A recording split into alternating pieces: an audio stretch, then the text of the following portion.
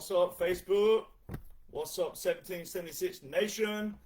That includes Dear Johnson Country and also Rattletrap 1776 and Rattletrap 1776 Nation. As promised, I always go live as much as I can on Sunday. I'm going live a little early today. I realize some people may still be in church, but you'll probably get more of God in this church right here of 1776 Nation than you will in some of the churches out there who are preaching nothing but propaganda, drama, and fear. They're not preaching the Word of God, that's for sure. So, not the God that I know anyways. So just a quick reminder, there are a lot of fraudulent pages out there, ton of them, so be sure you're following the correct pages. I have started posting these videos now to YouTube because there's a YouTube channel out there that is not mine, and they're getting thousands and thousands and thousands of views, and there's no telling what they're doing behind the scenes. Have no idea. It's one thing if you feel like you're trying to contribute to society and trying to spread the word, but it's another thing when you're ripping videos and you're putting it on a app that actually makes money by doing so. So there's some ulterior motives there more than likely. So be sure you're following the correct pages of mine. The easiest way to do that is Linktree, linktr.ee/1776 Nation. If you don't see a page on there, it's not mine. All right, plain and simple.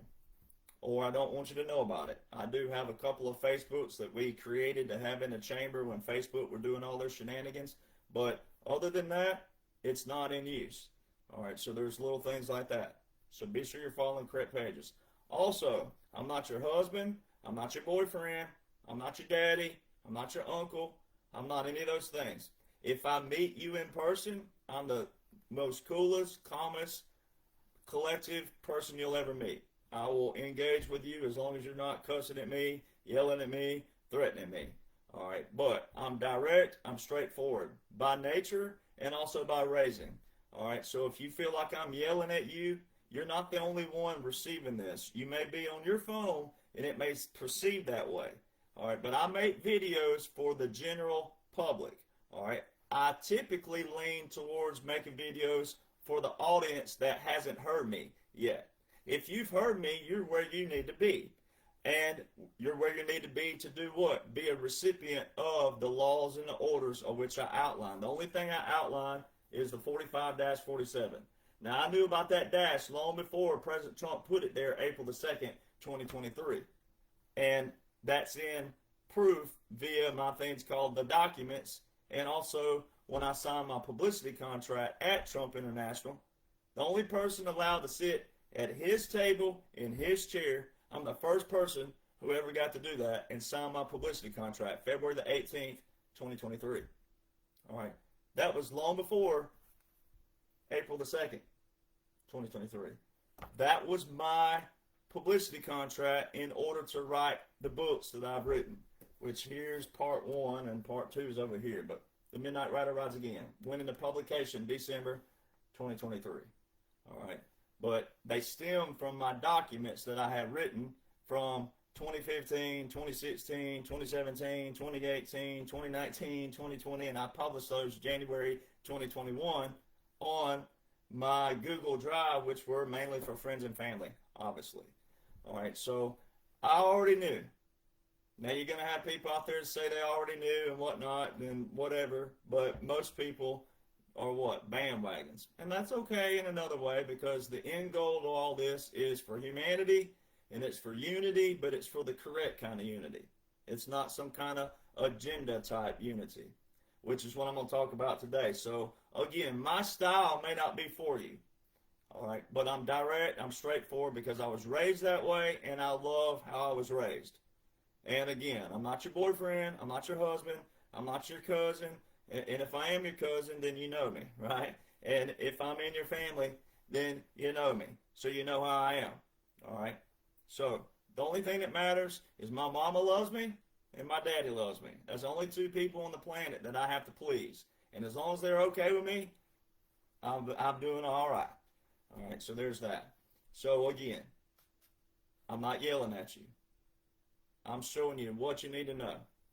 I'm also not here to put down other podcasters or influencers or those things. However, There's a huge difference, and we're going to go over this. There's a huge difference in someone who is just trying to do good by society than someone who makes you think that they're somebody, and they're not. All right, so you got to be careful, because that's what leads you down the rabbit hole. That's what ends up with the comment, drink the Kool-Aid. So you don't want to drink the Kool-Aid. All right, you want to be around somebody who is not afraid to hurt your feelings, not afraid to tell you the truth, and not afraid to snap you into reality. All right, I'm not worried about cancel culture. It's so funny. My team and I received some comments over the last few weeks about, you're losing people. I haven't lost anybody. I've gained in numbers, drastically gained in numbers. I think we gained 25,000 followers on Facebook alone over a course of a few days. But if you're worried about my numbers, then you're not doing what? You're not utilizing my pages like you should. All right. I'm not worried about numbers. If I end up with 2 followers, well, guess what I started out with? 2 followers. And I know who they are. All right. So, this is a military operation. Therefore, you need a thing called military minds. All right. Straight up. Now, where that gets dangerous is you'll have people out there who just love the military, study the military, all right, but don't know really the intricacies of the military. All right. So that's where it can get dangerous. Now, where it also can get dangerous is the fact that there are some veterans out there who are also trying to give their opinions and put their spin on it as a veteran with a DD-214, but guess what they don't have? They don't have the complete picture of the what? 45-47 laws and orders. I show this over and over again, and I do this always just like this, all right? It's hard to do it. But if you can imagine putting brackets around that right there, it's not going to end at 47. But if you can just see this as a full visual, as a whole operation, the whole thing's an operation. Every aspect of it is. Just like this quote-unquote shutdown right now. The people who are still whining, complaining, nagging about that part, you don't know anything about a continuity government. You don't know anything about a military occupation. The whole thing is an operation. And until there is a full, complete revocation of the continuity government, we're still in a partial continuity government. Therefore, anything that happens with Congress has already been planned. It's pre-planned. That's why you got to know a few things. And there's a lot of good people out there. There's a particular person who messages me all the time on Instagram, and they say, I don't know everything, and I'm struggling, but I'm trying. That's all that matters. But you got to know a few key terms, terminology, and verbiage. The terms first. Definitions, index, glossary. You need to know the terms first. Then, once you know the terms and definitions, then you can apply it to a sentence and a paragraph in one single law. Then once you learn the one, then you can take them all and pair them together. All right. God gave me the unique ability to be able to take all this at one time and put it together. But in reality, if I was being a little braggadocious, in reality, all you would need is someone like me to show you what the commander's working with. Because the only thing you need to know is what President Donald John Trump's working with as a wartime president and a supreme commander. That's all you need to know. And if I was going to be a little, not braggadocious, but a little bit towards not being selfish, but if I was going to be a little sad, I guess if you will, which I'm not, but if I was going to be, I never dreamt we would reach a place in society where Americans hate or despise and or all the other terms towards a veteran like I have received over the last 3 years. And I'm not the only one. I know plenty of veterans that know what's going on, and also the ones you see me on with on podcasts. I'm not the only one who receives what I receive. But I never dreamt that we would reach a place in society where people who claim to be a Republican, conservative, MAGA, patriot, you hate a veteran, and or you want to keep your opinions and you don't want to believe that this means something? When you have any negativity, drama, propaganda towards a veteran who's outlining this right here via laws and orders currently invoked, not only are you trashing the veteran, you're trashing the United States military, you're trashing all the military minds, you're trashing every single person, active duty, reserve, National Guard, every branch, and you're also trashing President Donald John Trump. There's no separation. No different than you cannot separate. If you're a veteran out there, you cannot separate Title 10 from another Title 10. You can't separate Title 32 from another Title 32. Can't do it. All right, it's just not there. Which reminds me of one thing. I got to write one more note down here.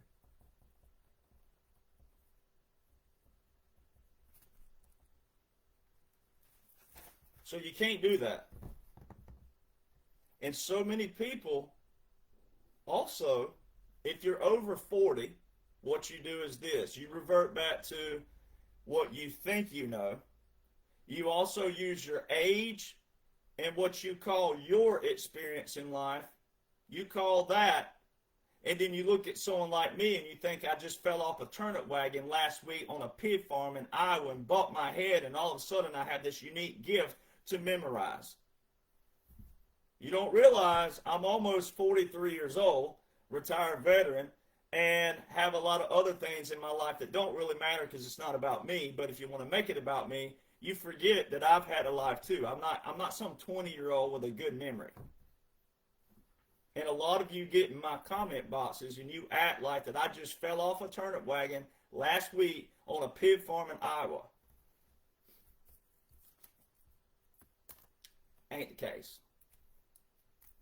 So some of you have a problem with someone knowing more than you.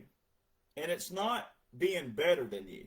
Just because someone knows more than you don't mean that we're better than you. It don't mean that we're talking down to you. We're trying to lift you up. We're trying to elevate you.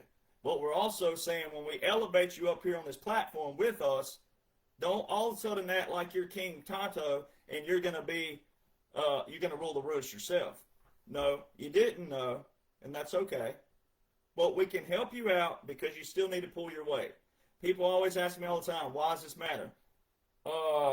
Have you not seen what we lived like before 2016? That's why it matters. Because so many Americans are uneducated and call themselves educated. You're educated on drama, you're educated on propaganda, and you're educated on materialism. You're not educated on what matters. You're not educated on this, I can tell you right now. And this is simple. It's not even difficult. It's not that difficult. Once you know a few keywords, a few key terms, index, glossary, definitions, laws, and how they apply. So, military minds, military operation. Now, veterans out there. I don't like always using the term veteran because I'm not a veteran that's just all about being a veteran. I was a country music artist with Billboard hits. I also did something in country music that no one's ever done before. All right. I went up the Billboard chart independently. See if I can get this book out. I went up the Billboard chart independently. And my team was the #1 team in country music. We got into the 40s on the Billboard radio, not Hot 100, which labels don't even use Hot 100. They don't care about Hot 100. Billboard Country Airplay is where they score all their #1 hits. So I go up Billboard, and I had major record label meetings back then. And once I figured out how it all worked, and it was all a rigged money monopoly, then I did what? I didn't get a record deal. The labels looked at me and talked to me like I didn't know anything, like I fell off a turnip wagon last week on a pig farm in Iowa, and I have worked in their business. They knew me. They knew who I was. They knew my team. They knew everything. And I told the major record label, 2 or 3 of them. I said, so help me God, if I ever blow up on social media, I won't be crawling back in here with the numbers that you want me to have for marketing and advertising. So help me God. No way. Guess what I'm going to do? So help me God. I am going to tell the whole world how country music works.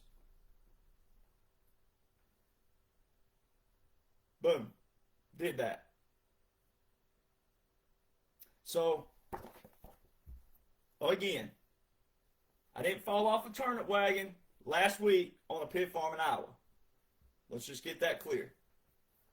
We're having issues on Instagram, so I'm not sure why, but it is what it is.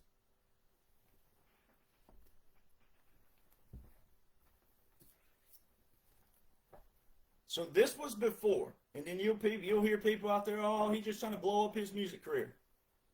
If I could blow up my music career before I went viral in politics, which I hate the word, it would have been in country music, my friends. It wouldn't have been in government military.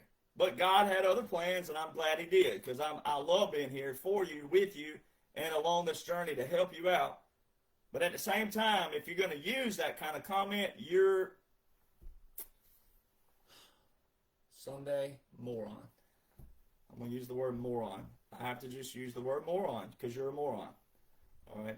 So veterans out there, I don't like using the term veteran, because then what it becomes is then you'll have a bunch of guys with a military-industrial complex who went in for dental, medical, college, stability, paycheck, and then they want to compare DD-214s. Oh, did you go here, and there? Did you do this and that? Has nothing to do with anything. Iraq, Afghanistan, Syria, Egypt, Kosovo, Bosnia, Somalia, wherever else we've been, Lebanon, everywhere, Vietnam, none of those have anything to do with your brain.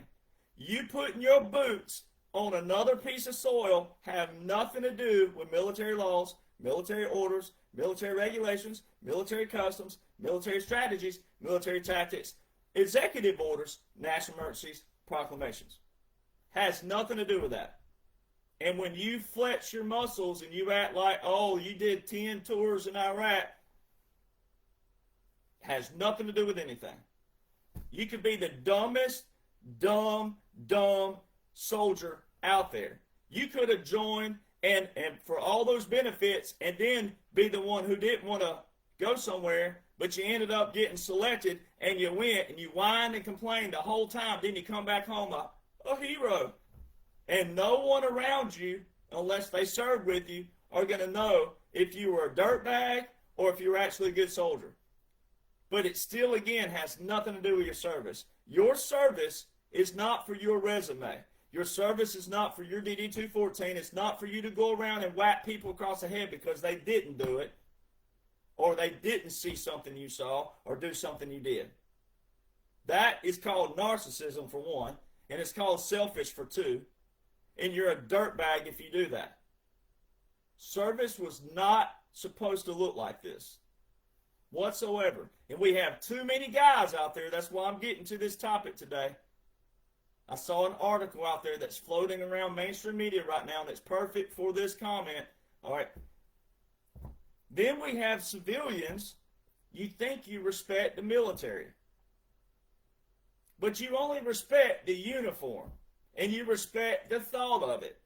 You don't know the intricacies of every aspect of the military. There's 2-year veterans, 4-year veterans, 6-year veterans, 8-year veterans, 10-year veterans, 12-year veterans, 20-year. There's all kinds of veterans out there. There's multiple different units, there's multiple different batteries, multiple different brigades. There's all different kinds of MOSs in every branch. Everybody pulls their weight somehow, some way. Not everybody's numbers get called to do this, and not everybody's numbers get called to do that. Everybody comes together collectively. But you're supposed to be there for the bigger picture. And the bigger picture will be your military laws, your military orders, your military regulations, your military customs, strategies, tactics, publications, and then also knowing how they pair with federal. There's only 4 ways, and we'll get to that shortly. So most Americans, you only respect the military by a thought. A lot of people you'll hear, well, my daddy served, and my uncle served, and my grandpa served, and my cousin served, and that. If you didn't do it, not the same. Sorry. So there's all these little intricacies that you got to break down and put into a category. You got to compartmentalize it. Podcasters, influencers, same thing. Right now, a lot of you are confused because you're trying to validate something with too many faces. You know that old country song, "Looking for love in all the wrong places"? Well, that's what you're doing. You're looking for truth in all the wrong places. All right? You're going everywhere to every moving mouth because you think there's going to be something new. Something new. The only thing that's going to be new is a disclosure of what the law and the orders already outline. New meaning the disclosure will be a validation point. But if you knew the laws and orders back here, and you knew that the bigger picture is a military occupation, is a continuity government, they're cleaning out trafficking, all forms. They also clean out the banks, the central banks versus this, and the gold standard and that, and the taxes are that. If you knew the bigger picture, you'd be fine. You wouldn't even have to know some of the intricacies. But if you knew the bigger picture, the intricacies will be even more right in front of you if you're absorbing what you're supposed to absorb. And too many of you are looking for truth in all the wrong places. You're going to every moving mouth, or maybe they look better, or maybe they sound better. Oh, this one's got muscles, this one's don't. This one sounds like this one don't. This one's more soft and he's easy going because he's a pansy ass. That's why. All right, and they're mainly civilians. They have no idea what's going on. They want to be correct. They want to be right. They always making predictions or they dance around predictions. This is not about that. This is a military operation, and you should need military minds who have been there, done that, who know the laws and orders. That is what you need in your life. You need a solid foundation. And a lot of you are not on a solid foundation. You're on wishy-washy, shifting sands daily. And you don't have to be. So then you get podcasters out there who realize, man, you know what, I can read Q, and I understand Q, and I understand shorthand, and I understand secret language, and then they find out they had a skill set that they could have actually gone into the military and utilized, but then they're 40, 45, 50, 60 years old. They're never going to be in the military, and then what do? They start consuming this, and they start gaining a following out there because they're soft-spoken, and they look good, and they sound good, and they're more concise, and they don't give you as much information as old Derek does. And then you do what? You go follow them, and then they gain a following, and guess what they start doing? They start sitting a little higher up in their chair thinking that there's some informant. And they start acting like it. And they start acting like there's somebody that's going to be recruited down the road. The military don't use civilians like that. I can go ahead and tell you right now. Not like that. Especially ones with criminal records. And a lot of these dudes have criminal records. That's why they talk trash. That's why they get defensive. That's why when they get called out, they retaliate and they try to say something about me or someone else that they know nothing about, and they try to go to a personal jab, right? A personal punch. That's how you know. But because we're in a military operation, every veteran was asked by President Trump to remember their oath. He was, and also told, asked and told. And then that right there is what I try to tell veterans. No matter what level you were, who you are, whatever it was, your DD-214, if you're doing what you're supposed to be doing, you could be recruited back in on a different capacity. You can get opportunities not to be directly back in the military, no, but there's opportunities out there. I got one, I accepted it. But it's because I know the laws and the orders. It's because I also don't wishy-wash. I'm also not about the numbers. I'm direct, I'm straightforward, and I lead people where they need to be. Plain and simple. And if you would stop worrying about other things out there and just do what you're supposed to be doing as a veteran, you could get opportunities as well. And your negativity and all the other stuff that you bring along is what keeps you held back. And then you wonder why they use little old bitty Davids versus the Goliaths. Then you wonder.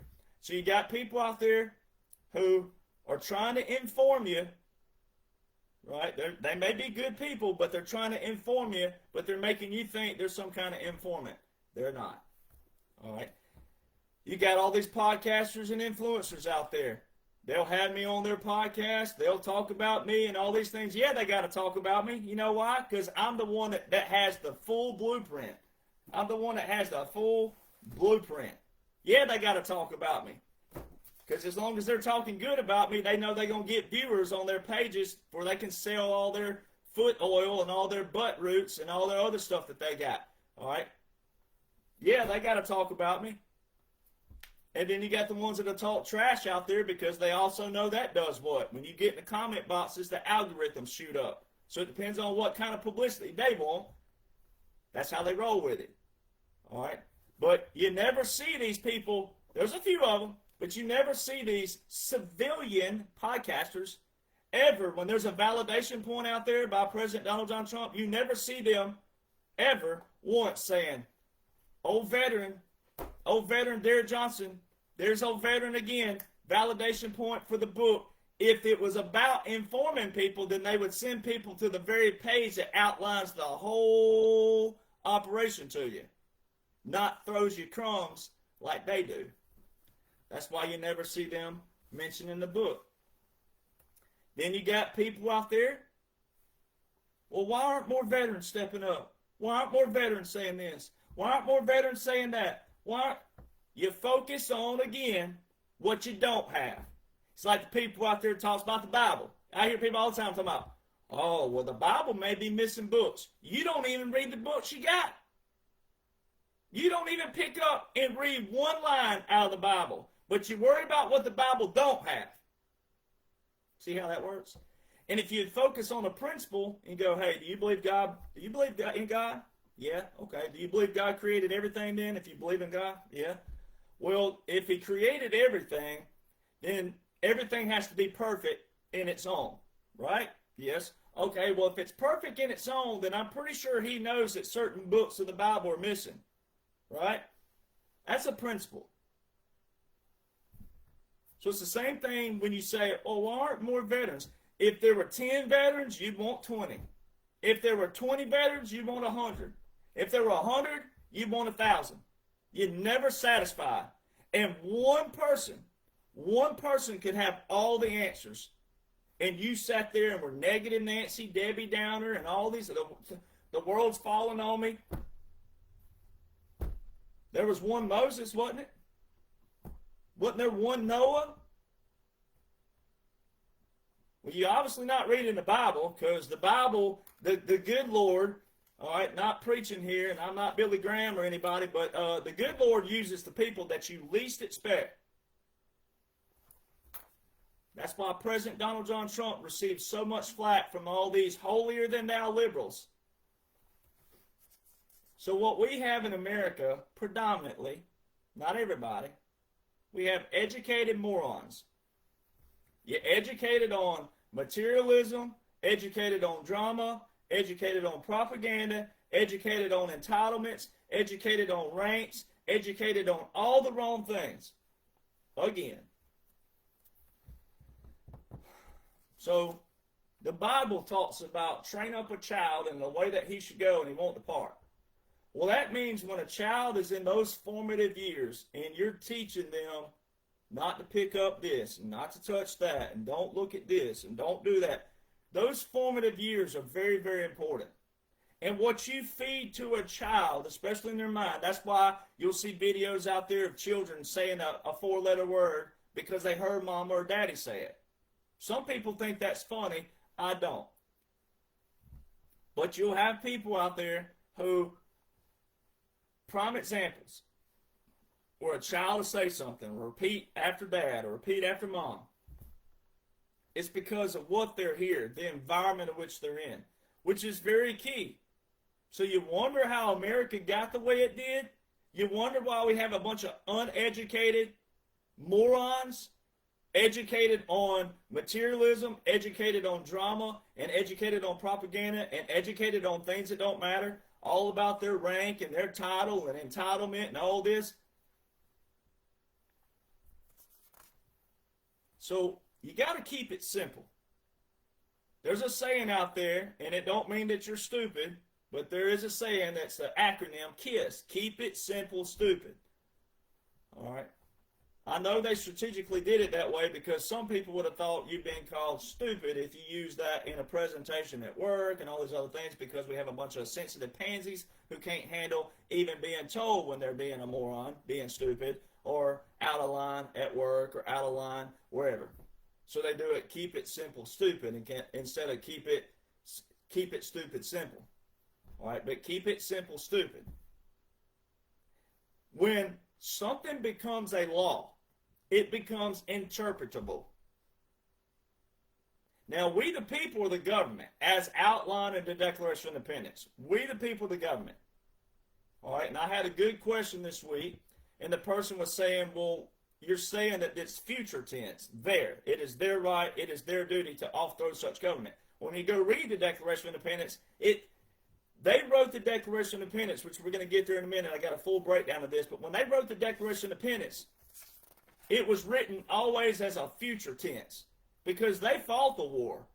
They established what we use today. So when they wrote the Declaration, they wrote it always in future tense. If this happens, here's what you do. Well, we the people are the government. So we the people of the government, what we want a law is that's what it should be. But guess what happened the last 151 years or more? 154 years. The judicial branch started being the legislative branch, basically.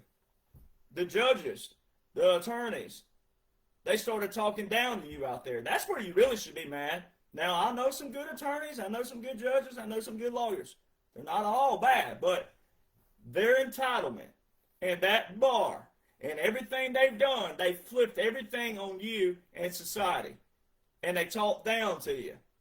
That's where you should be mad. That's where you should be pissed, angry, frustrated. That's where you should be. Now, all that's being cleaned out, but, again, that's where you should have been mad. The judicial branch. Our founders separated the three branches on purpose. The legislative branch, who writes the laws and passes. The executive branch, who enforces the laws. And the judicial, who interprets the laws. And that's all they're there for. And the president can ask an opinion, but he don't have to, but he can. So the judicial was supposed to just sit over here, twiddle their thumbs just like this. And if someone came over there from the president or the Senate or whoever said, what do you think about this? How do you interpret this? Oh, well, blah, blah, blah, blah, blah. It hasn't been that. It's been the polar opposite. So this is where things, when it becomes a law, it becomes up for interpretation. And that's when you have what? Arguments, debates, mostly unhealthy debates, because Americans are what? Don't know what they're supposed to know. Don't even know the simple framework of the Constitution. Don't know anything about our foundation. Don't know anything about our history. And want everything their way, from their mindset, from their household. Don't have the ability to think outside the box and think as a humanity, to think for everybody, to think for all religions, to think for all races, all ethnicities, and all different mindsets. Now, we still have a foundation. You don't lose that. No, you don't lose our Christian foundation and our Judaism. We don't lose that. But a republic is just that. 99% of a republic can believe the way I believe, but the 1% that don't, they don't get hurt or harmed because they think differently, or, and you don't force them to think like you do. If they never leave that 1 percentile and grow and grow and grow and become the dominant percentile, then they never get hurt, they never get harmed, they can still be gay, Buddhist, atheist, whatever they are, and they live their life. Because we still what? We still are in control of the laws, but when we're in control of that, we still should think on behalf of their safety, right, and their future. You don't alienate them and ostracize them and completely put them down.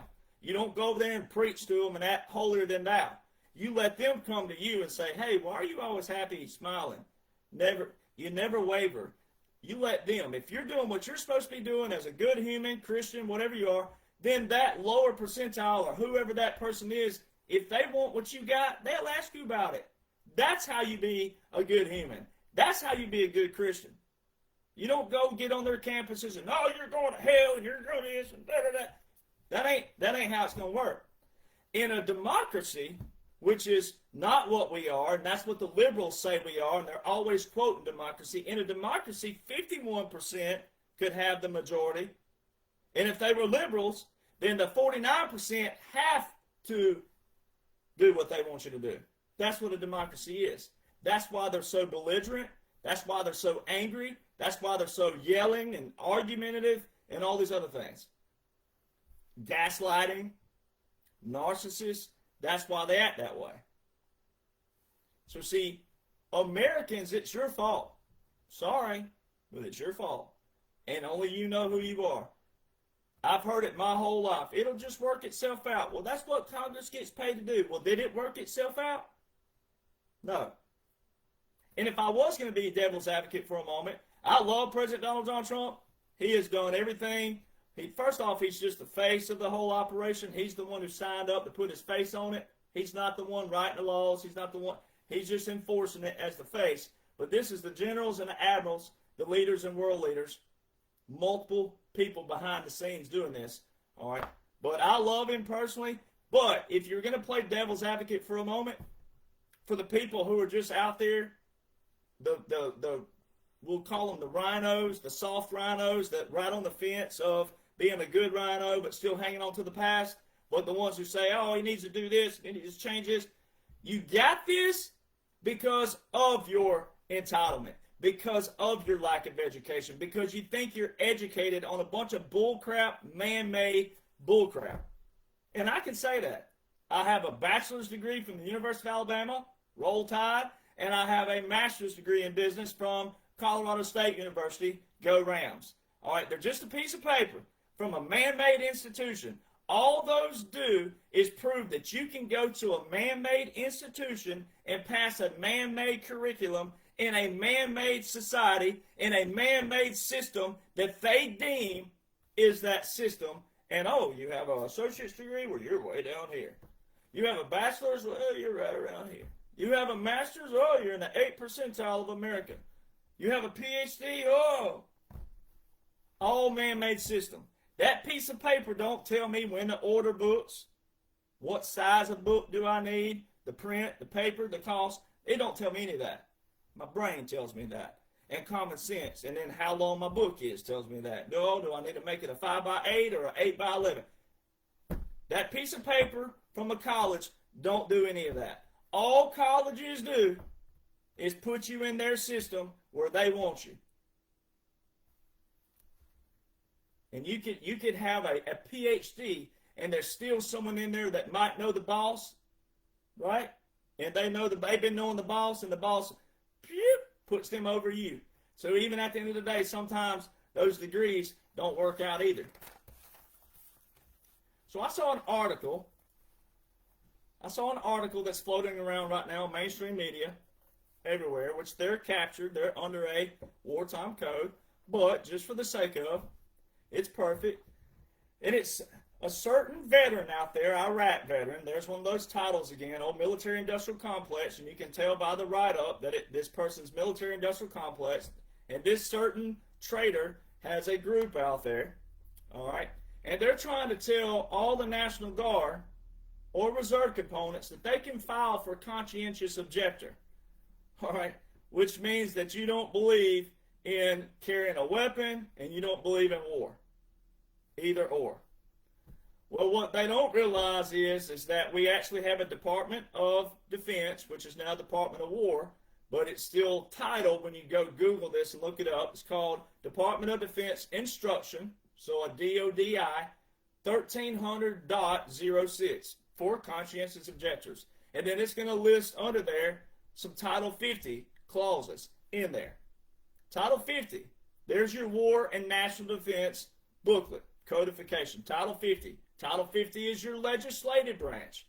All right? It's not presidential. That's your legislative. That's also your Secretary of Defense. All right? So these people don't even know the laws and the orders. And they always want to use what? They always want to use the Constitution as a crutch.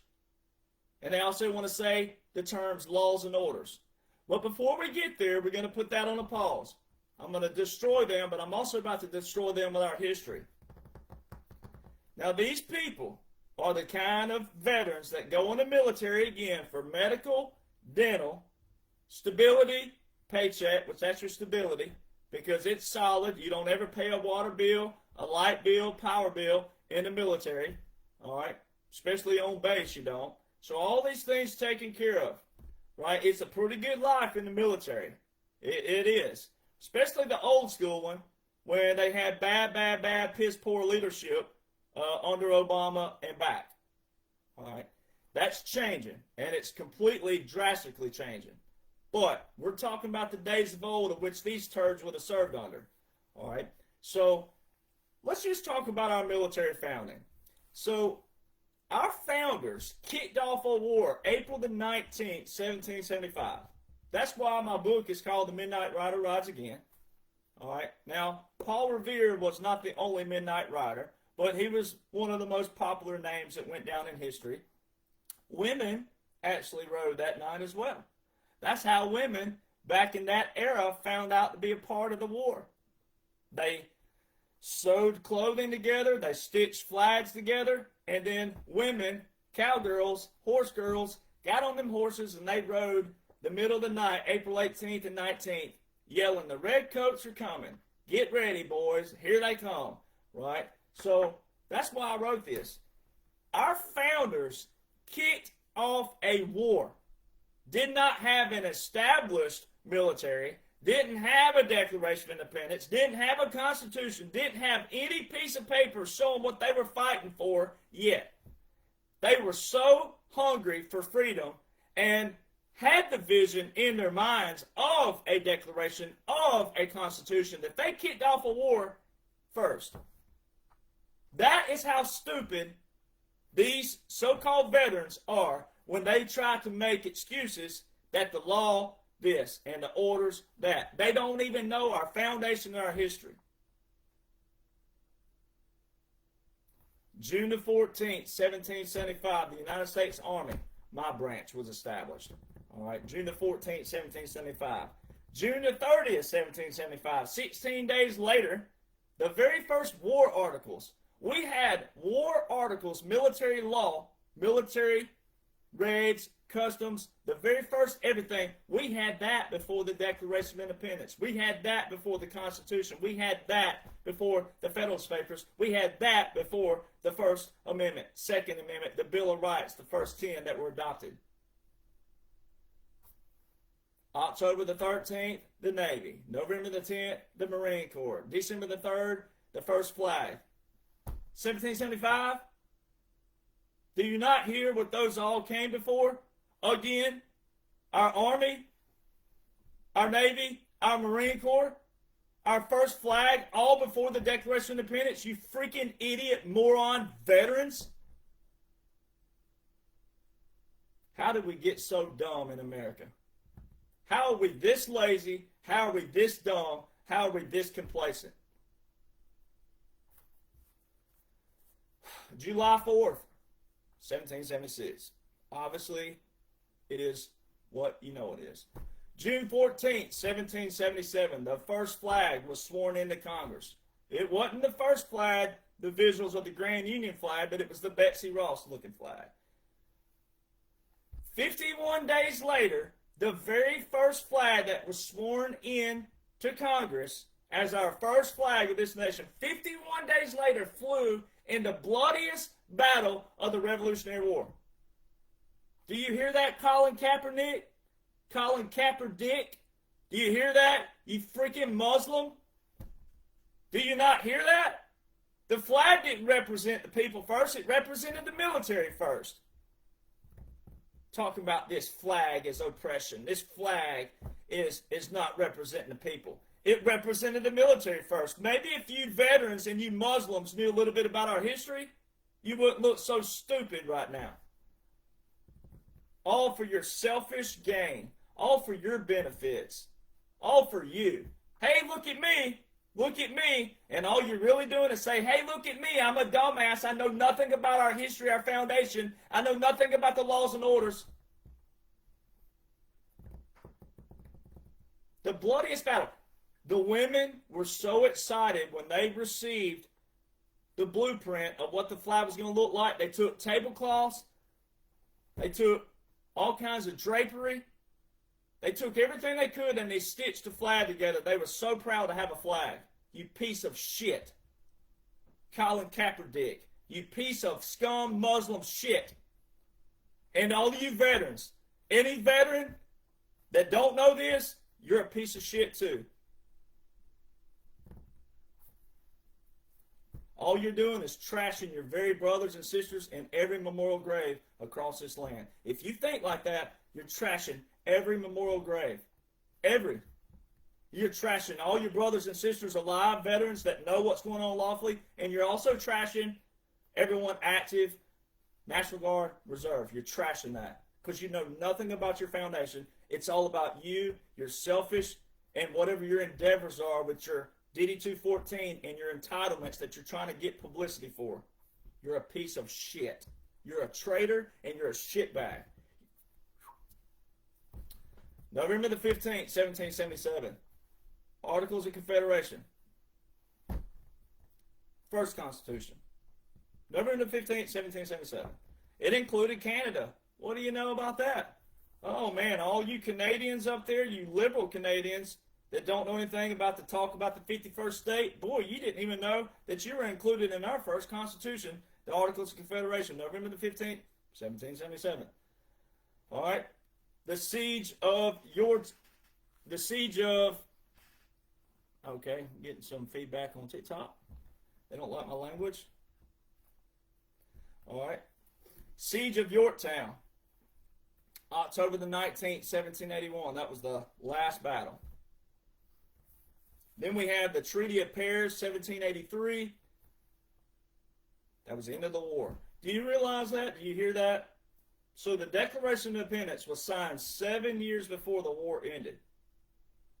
Our founders kicked off a war, started a war, and then wrote a Declaration of Independence before the war ended. 7 years they're declaring independence. 7 years before the war actually ended.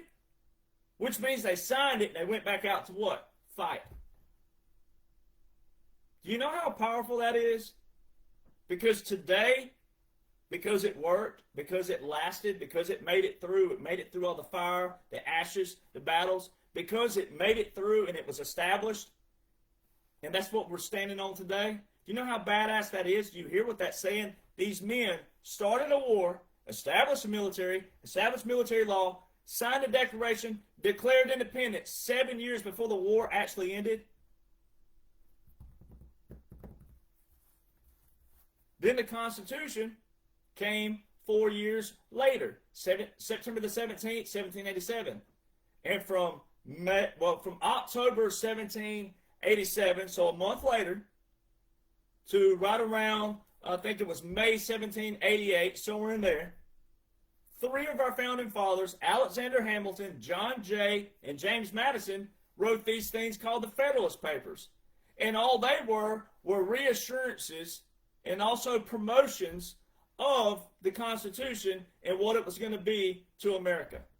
After James Madison, the father of the Constitution, the founding father, James Madison was the sole author of the Constitution. And here he was writing these Federalist Papers as a promotion of the Constitution, going around and handing these to the states. How hard is this? How hard is that? It's not not difficult at all. So our founding father, James Madison, the sole author of the Constitution, is in Federalist Papers number 10 and number 14 telling you how dangerous democracies are. That is how dumb anybody who says we're a democracy sounds. Our founding fathers, these same people, even these quote-unquote veterans in this new article spreading around out there, even these veterans, they use the word Constitution in their stance. They use the terms laws and orders in their stance. And our founding father, who sole authored the Constitution, is in Federalist Papers between the 1787 writing and 1789 enacting of it, telling you how dangerous democracies are. He's also the sole author of what? The other thing these morons like to use. Well, I have a First Amendment. Sole author of the Bill of Rights, James Madison.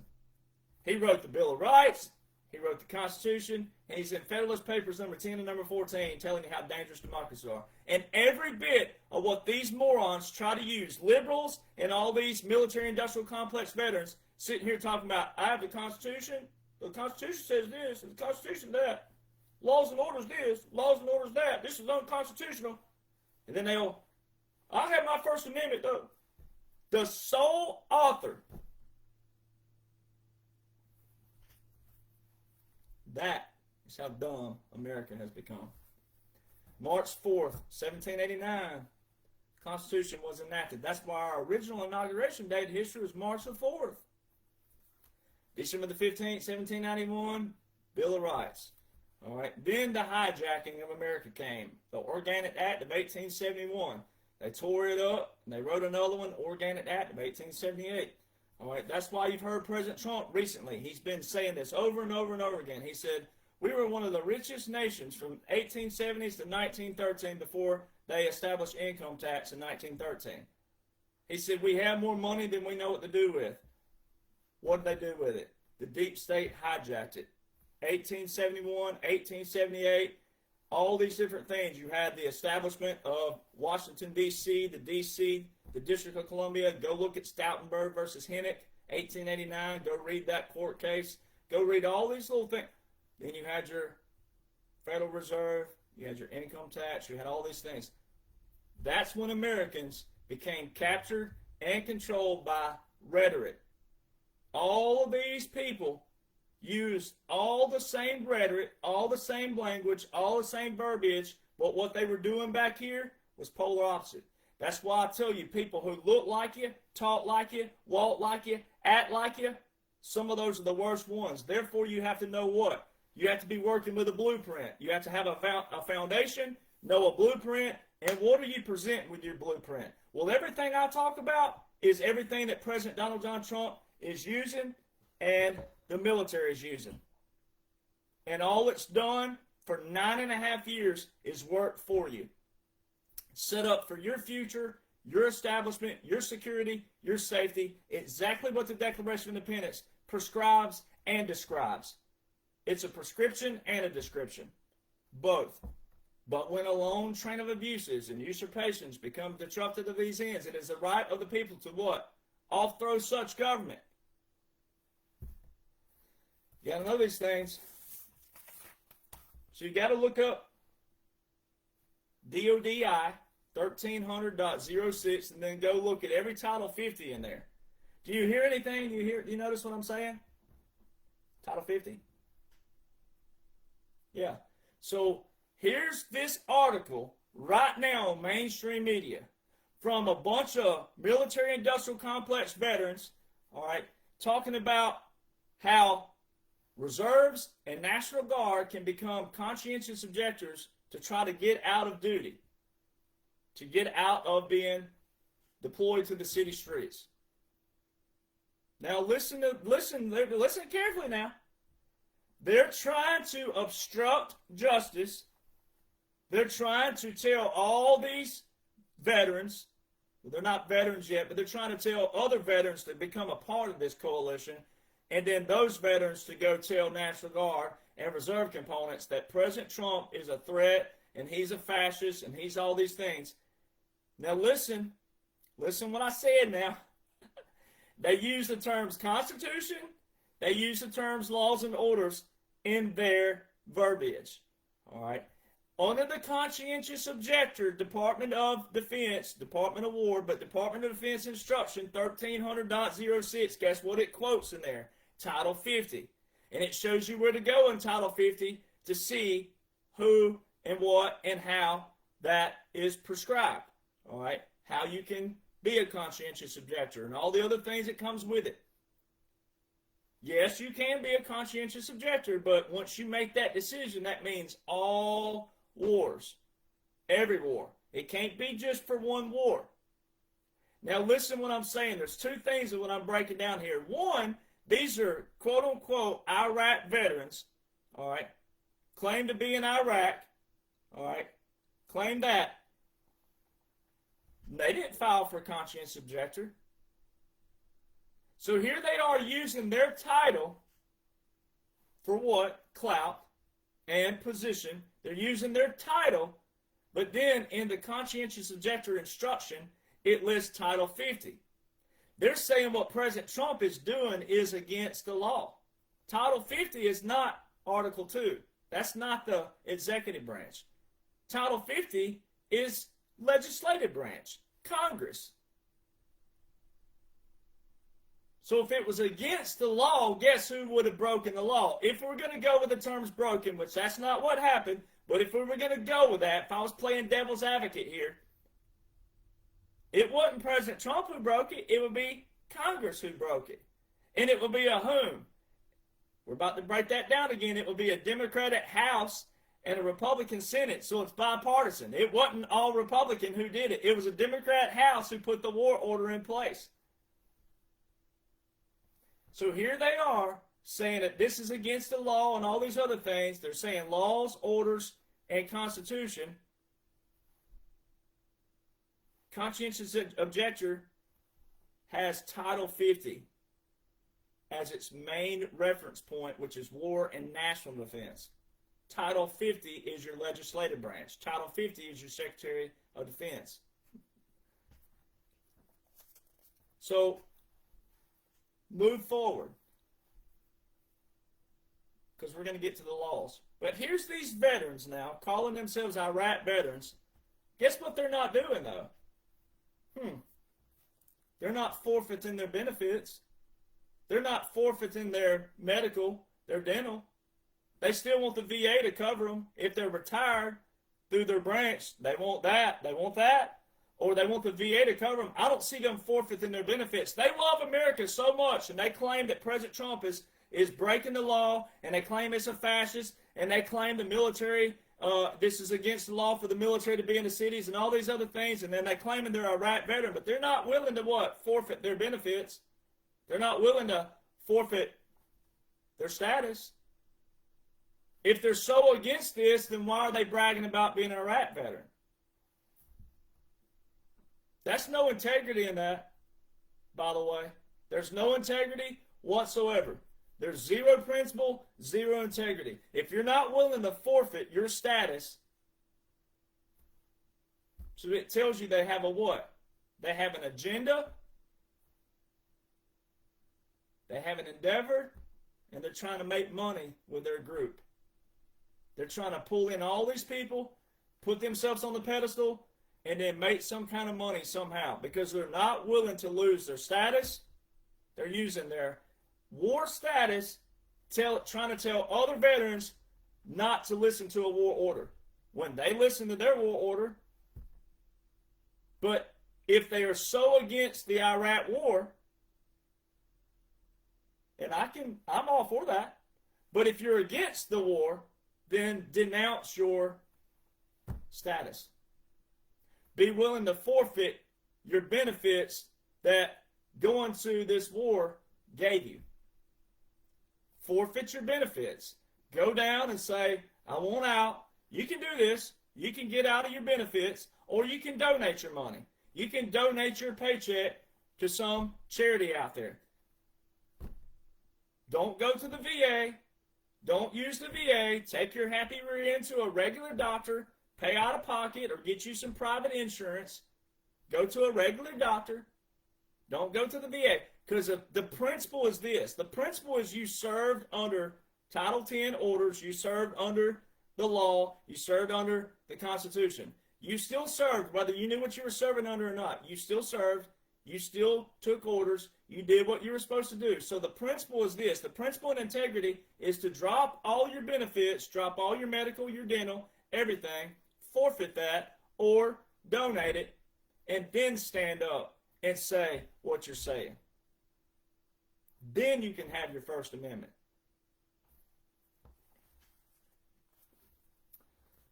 So let's talk about President Trump now. Let's talk about the dash. All right, right here. 45-47. Let's talk about it now. All right. 0 foreign wars. He has not started one single foreign war. Iran, Venezuela, those are strategic strikes. Those are not wars whatsoever. But you do, if you just go back, before we get to those, if you'll just remember for a moment, do you remember in 2015 when he announced he was running for president, rolled down the escalator and all these fun things? Do you remember what Hillary was saying back then? Hillary, Obama, all of them. Pelosi, Schumer, Schiff, Comey, all of them. Remember what they were saying? That, especially Hillary, she was saying that his temperament was going to get us in a nuclear war with North Korea. Has anybody seen the little fat boy lately? Have you heard of Kim Jong-un anymore? Have you even seen old fat boy in the news? I'm pretty sure the only thing Kim Jong-un is doing, he's been reading about how RFK is going to take the Twinkies away. I'm pretty sure little fat boy is hoarding all the Twinkies.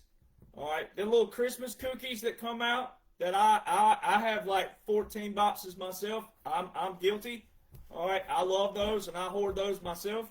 All right, so it takes one to know one, right? Well, I'm pretty sure little fat boy has been hoarding Twinkies, all right? Because you ain't heard from no Kim Jong-un anymore. You ain't heard no nuclear this, no nuclear that. You ain't even heard of North Korea anymore. All these things that they assailed at President Trump, even though I know the whole thing's an operation, the whole thing is just, it's all strategic. But for the ones that don't know that yet,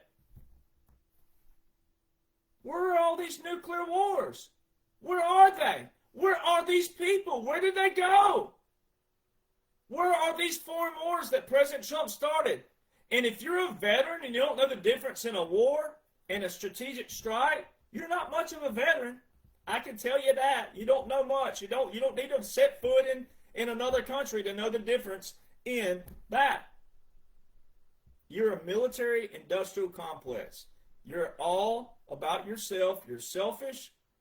It's all about you. You're a selfish narcissist. Entitlement. You're not about the team.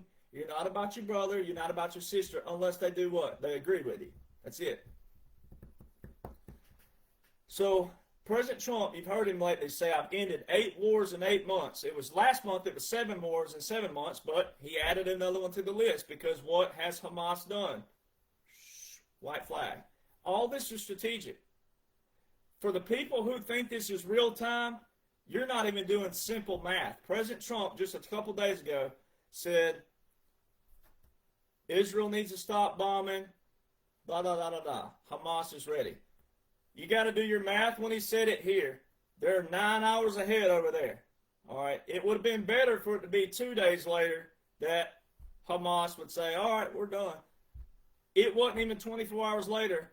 He's writing a post saying, and then doing a video. All of this is pre-recorded. Every aspect of it. That is the 45-47.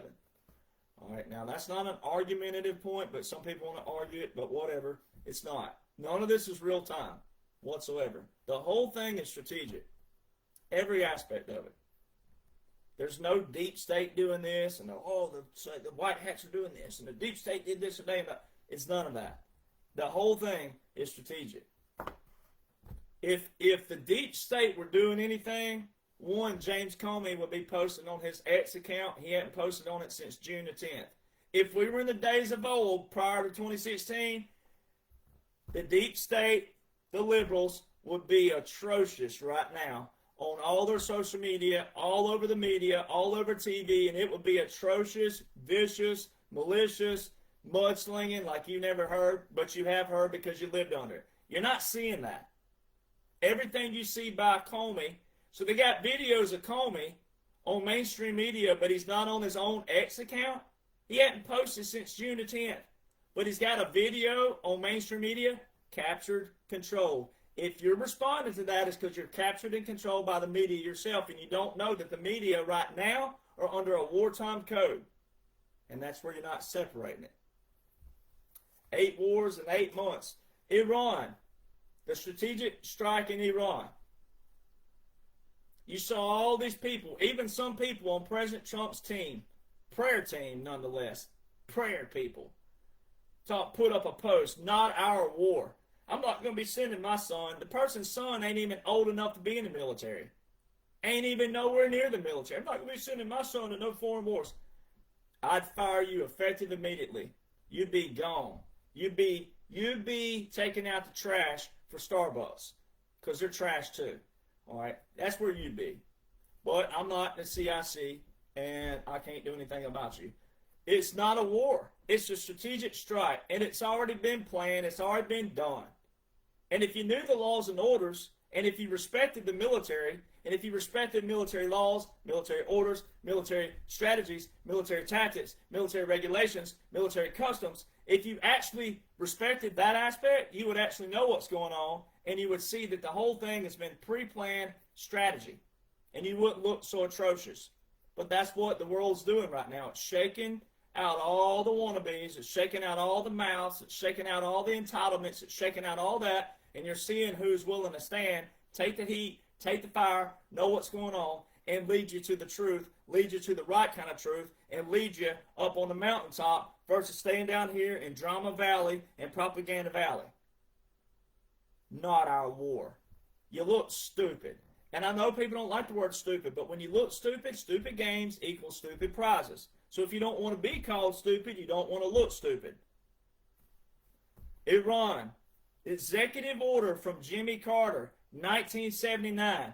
That's how long that executive order with a national emergency has been open. How old are you? Do your age compared to 1979. That's how long this executive order has been continued and continued and continued and continued with the what? The deep state diplomacy. That's why these veterans look stupid out there, because President Trump hasn't issued any executive orders that's going to lead to a 40-year diplomatic, quote-unquote, war or potential war.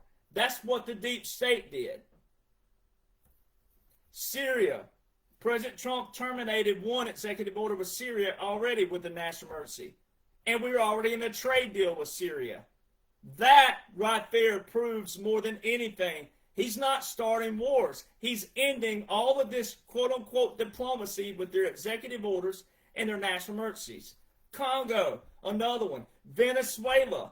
You hear all these liberals right there. Oh, Venezuela, these people were innocent people on a boat. Or they'll say law enforcement should handle this, not the military.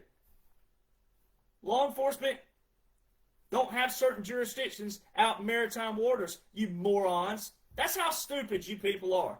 Especially you liberals. If you make that comment, that's how stupid you are. Way out in the middle of the ocean. Our law enforcement has no jurisdiction, no authority over that. That is how stupid Americans have become. Liberals. That atrocious. I would deport liberals. If you opened your mouth just like that, done. I would find your IP address, track your ass down. You'd be on the first plane to Uganda by the end of the day. You wouldn't be an American anymore. So keep in mind, if you ever see me running for president, if you ever see me in that position, you know what's coming.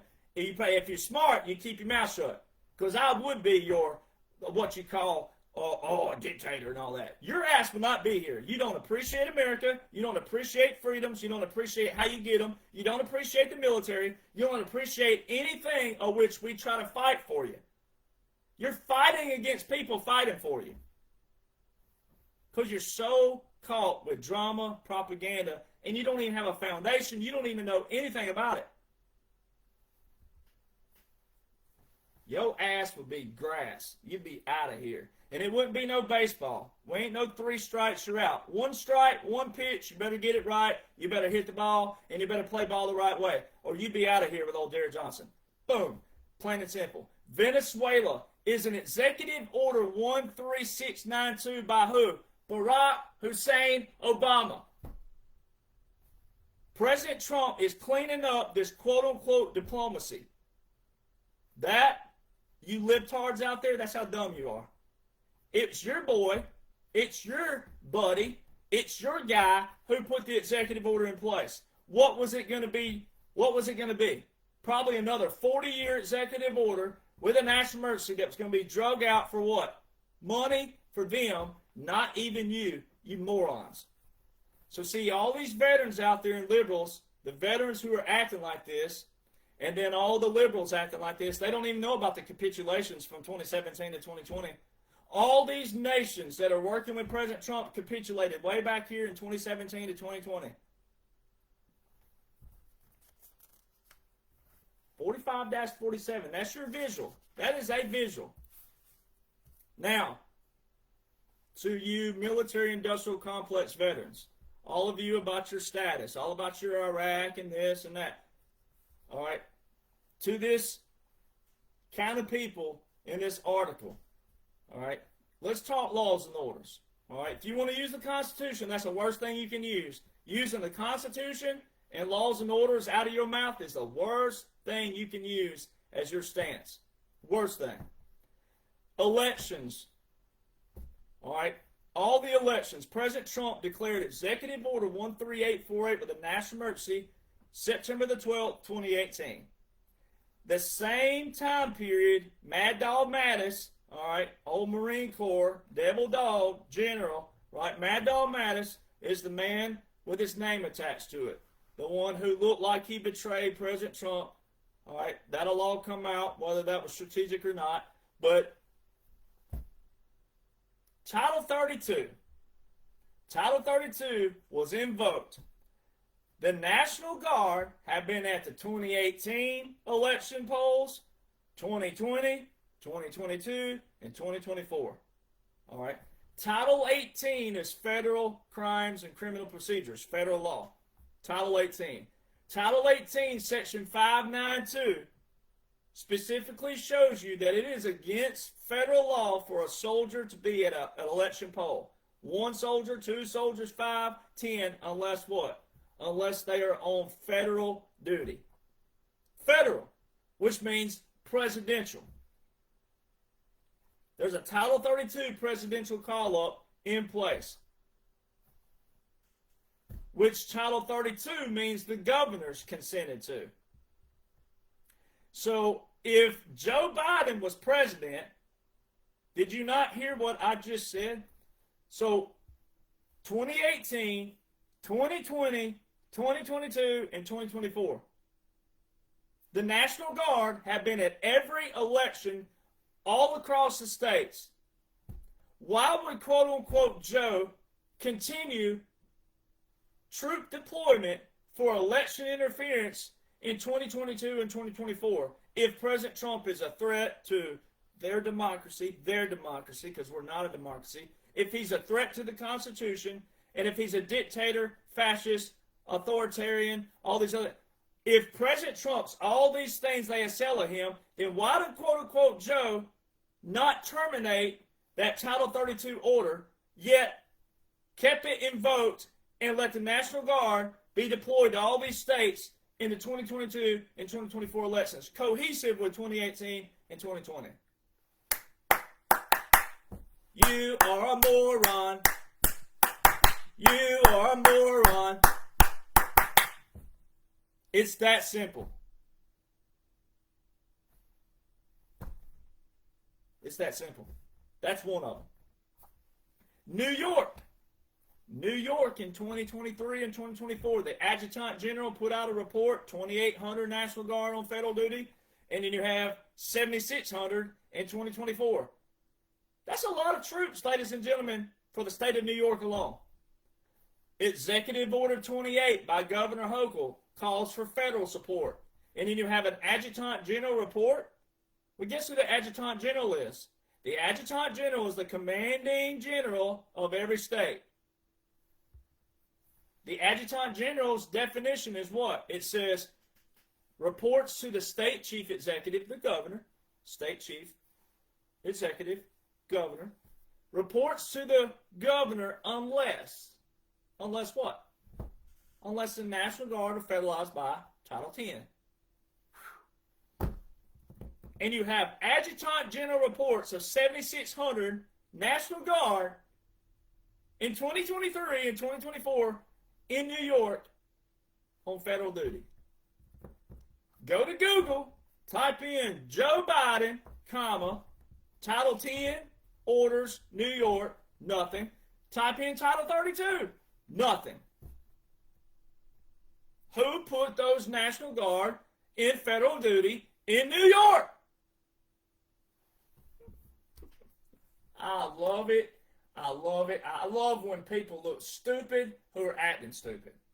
When you're acting stupid, looking stupid, talking stupid, and I know that I got the goods to make you put a little check mark by that.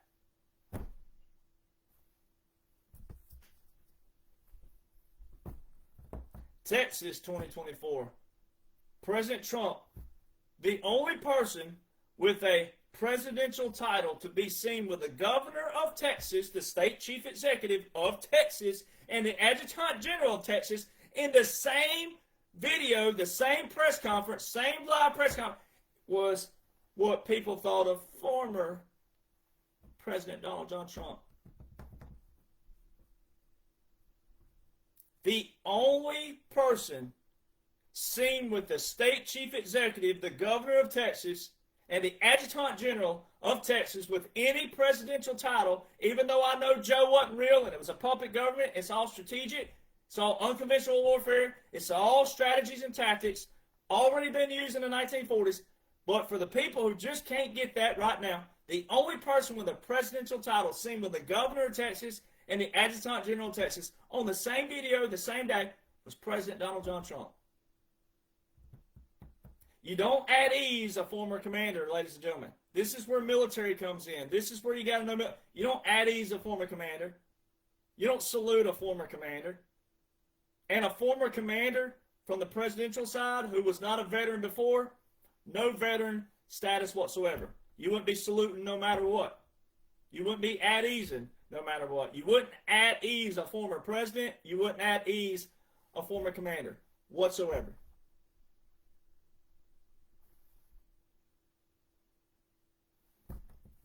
And if that was President Trump as a quote-unquote former, that would have been a breach of national security.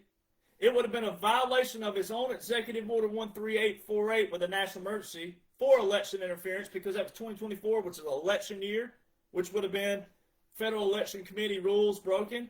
All right, rules, procedures, national security being the biggest one. If Joe was a sitting president, that would have been a breach of national security, having a former president at the border of a crisis with the governor and the adjutant general.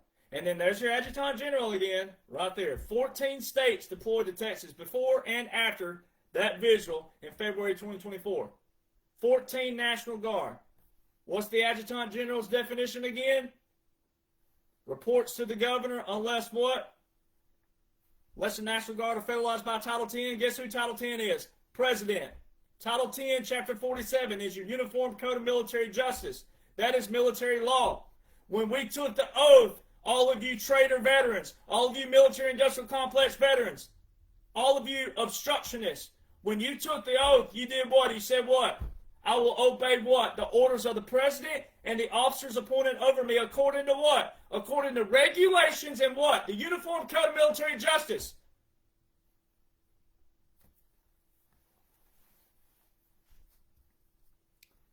Proclamation 9844, February the 5th, 2019. Title 10 was invoked in Proclamation 9844 by President Donald John Trump in February 2019. Those are the Title 10 orders that the troops in 2024 were going to the border for. It's the proclamation for the southern border. A proclamation. which is what? One of the 4 ways that military pairs with federal is what? Executive orders, national emergencies, proclamations, treaties. Guess what the 4 components of a presidential emergency action document are, which expand the power of the president? Proclamations, executive orders, national emergencies, treaties. And there's full-fledged evidence of military occupation, military operation, military government by laws and orders. And you're seeing them. Those are your visuals. That is the dash. The dash are those special, unique laws that expand the power of the president, established by Dwight D. Eisenhower, who was a 5-star general, rare 5-star.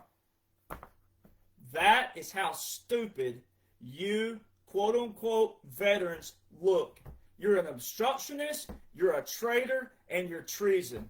And you should be stripped of every bit of your rank, your status, your veteran, whatever. You should be stripped and you should be deported. You are a traitor to this nation.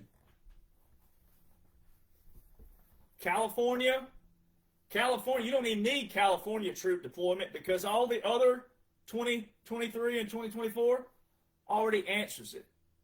That's more unique from the 2023-2024 than seeing President Trump back in visually. That's where you patriots have to step up even more. The 2025, because you see President Trump back in office according to what you think is, no, all this is still under continuity government. Executive Order 13961 was partially revoked, which means we're still in the continuity government. Continuity government is what President Eisenhower established. And with a continuity government, guess what accompanies? Presidential emergency action documents. They're draft classified. You're not going to Google them, but you have an example where President Trump said in March this year, he just said it, he said, I've signed over 350 executive actions. Up to that point, there were only 150 on the register. So where were the other 200? Presidential emergency action documents. Now, here's where you deviate a little bit. You can have some fun. You'll hear liberals out there. Liberals will say stuff like this. They'll say, well, the Native Americans should have built a bigger wall. Well, I'm Native American and can prove it via DNA. So why do I act the way I act? Why am I okay with everything? Why do I know the laws and orders? Why do I know the principles? And why aren't your asses leaving? Most of you who are saying that, you have no Native American in you. So if you're going to stand on a principle and integrity, then your ass should be the first one leaving. The quicker you leave, the quicker we can get back to Native Americans, and then we'll have our land back. See how that works?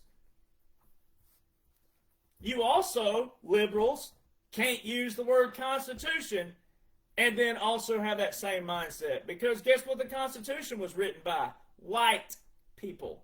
White Anglo-Saxons. Oh, what? Come on, people. This ain't rocket science. You want to go with that stupid rhetoric that you do, liberals? White people wrote the Constitution. White people fought for it. White people fought in the Revolutionary War. White, white, white, white. So the quicker you leave, the quicker we can get back to more Native Americans, and then we can have a conversation about what do we want. Because I'm Native American. I got family who are Native American. So the quicker we get back to that, the quicker we can get things solved, because we won't have your nagging ass sitting around using stupid excuses that don't have anything to do with anything, and all you're doing is actually a contradiction to the very thing you claim that you support. So if the Native Americans should have built a bigger wall, then it would have kept you out. So why are you still here? Don't use the Constitution. Word of advice for all you liberals, all you rhino Republicans, all of you military-industrial complex, don't use the Constitution as your basis to stand on. That's the worst thing you can do. The worst words you can say out of your mouth are Constitution, laws, orders. The worst thing you can use. First Amendment. All those 4. Keep those out of your mouth. Because I can show you what the law says. And the laws that President Trump is operating with have been on the paper long before 2016. So if you have a problem with the law, then you should have taken that up with the legislations, all your Congresses, 114 Congresses from 2016 and back. But you didn't. That's why you look dumb, you look atrocious, you look stupid, you look selfish, narcissist, all these other things. Don't use the Constitution. Don't use the words laws and orders, and don't use the term First Amendment. Go ahead and remove that from your vocabulary, because I'm about to show you what the laws show. So these people, these certain veterans out there, obstructionists, treasonous, and traitors, telling National Guard and Reserve components to file for Conscientious Objector and all these other things, don't take unconstitutional orders. They're all constitutional. You might want to know the Constitution. You might want to know the Declaration. You might want to know military laws, military orders, military regulations, military customs, military strategies, military tactics, military publications. You might want to know those before you go say anything like that. Especially if you're a good person and you're just a moron, which is a possibility. You can be a good person but a moron. I don't want you to be a moron. I want you to be the good person. But because you are looking like a moron, then we have to address why you look like a moron in order to get back to, are you a good person or not?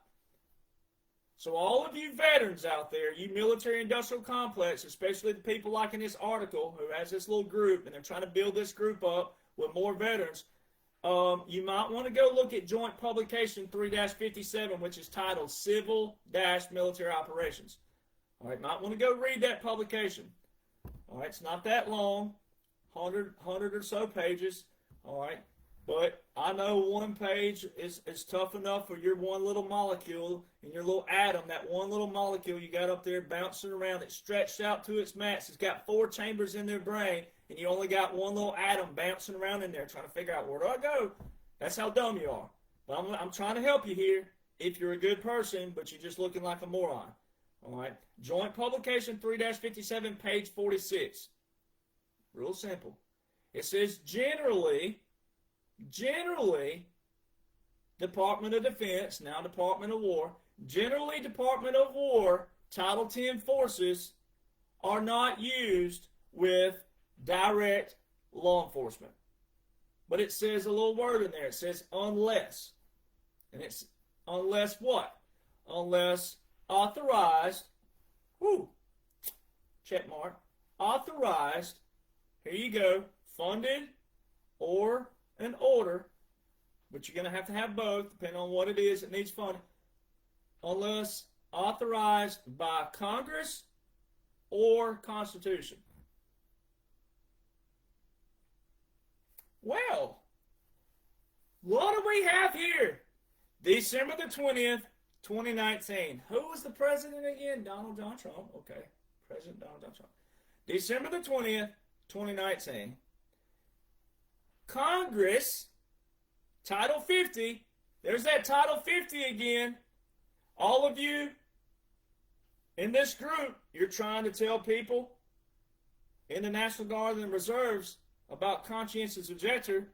And in the Conscientious Objector, Department of War, Department of Defense Instruction 1300.06, it references Title 50.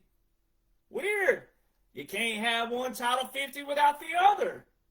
Wonder how that works. So Title 50, Chapter 33, Section 1550 was put into the War Powers Act of 1973, December the 20th, 2019.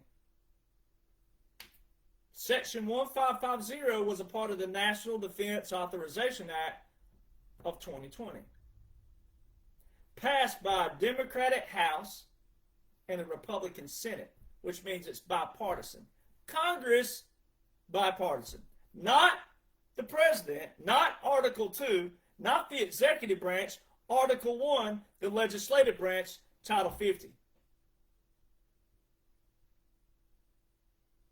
Section 1550 is temporary. It tells you that in the War Powers Act, that it is here. It says on the codification, in that section, it tells you in the codification, it says that it's recorded in the War Powers Act for record's sake, meaning this is in the War Powers Act where it needs to be, but it's not for future presidents, which shows you this right here is a strategic operation.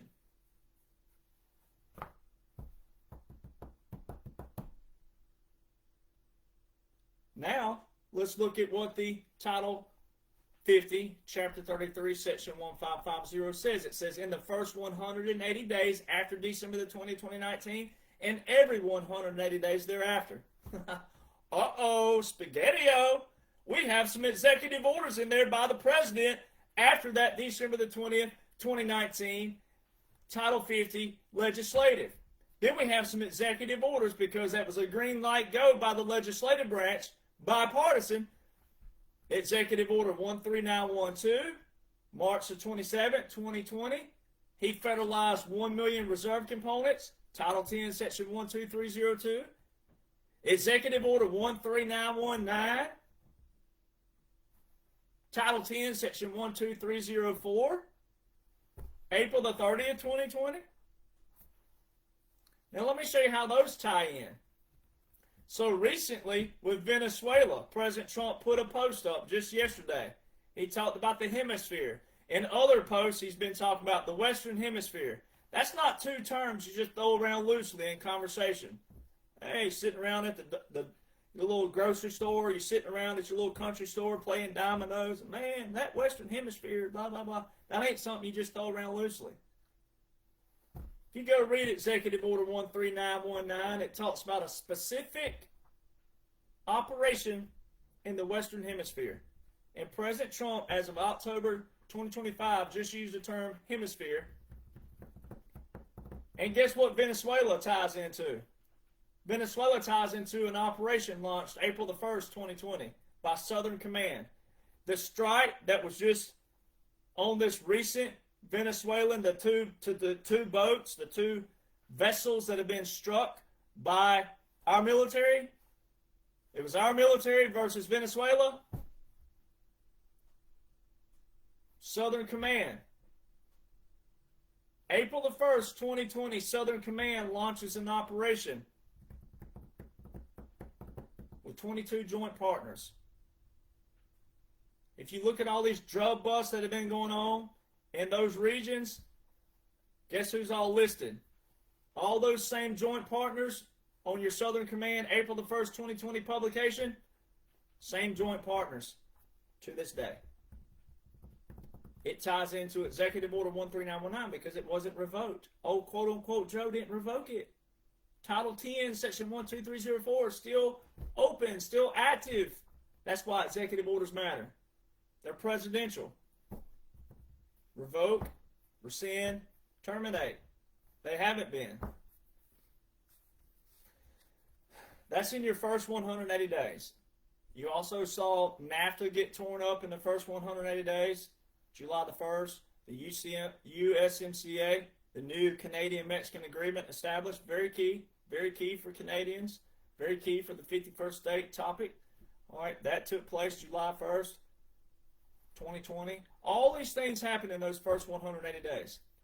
We just sent 4,000 Marine Corps down to Panama Canal just a month or so back.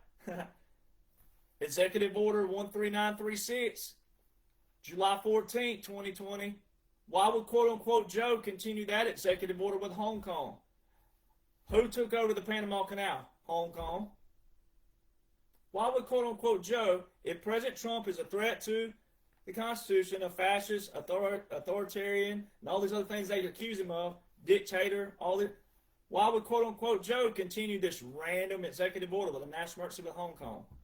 Why did we just send 4,000 Marine Corps down to Panama Canal?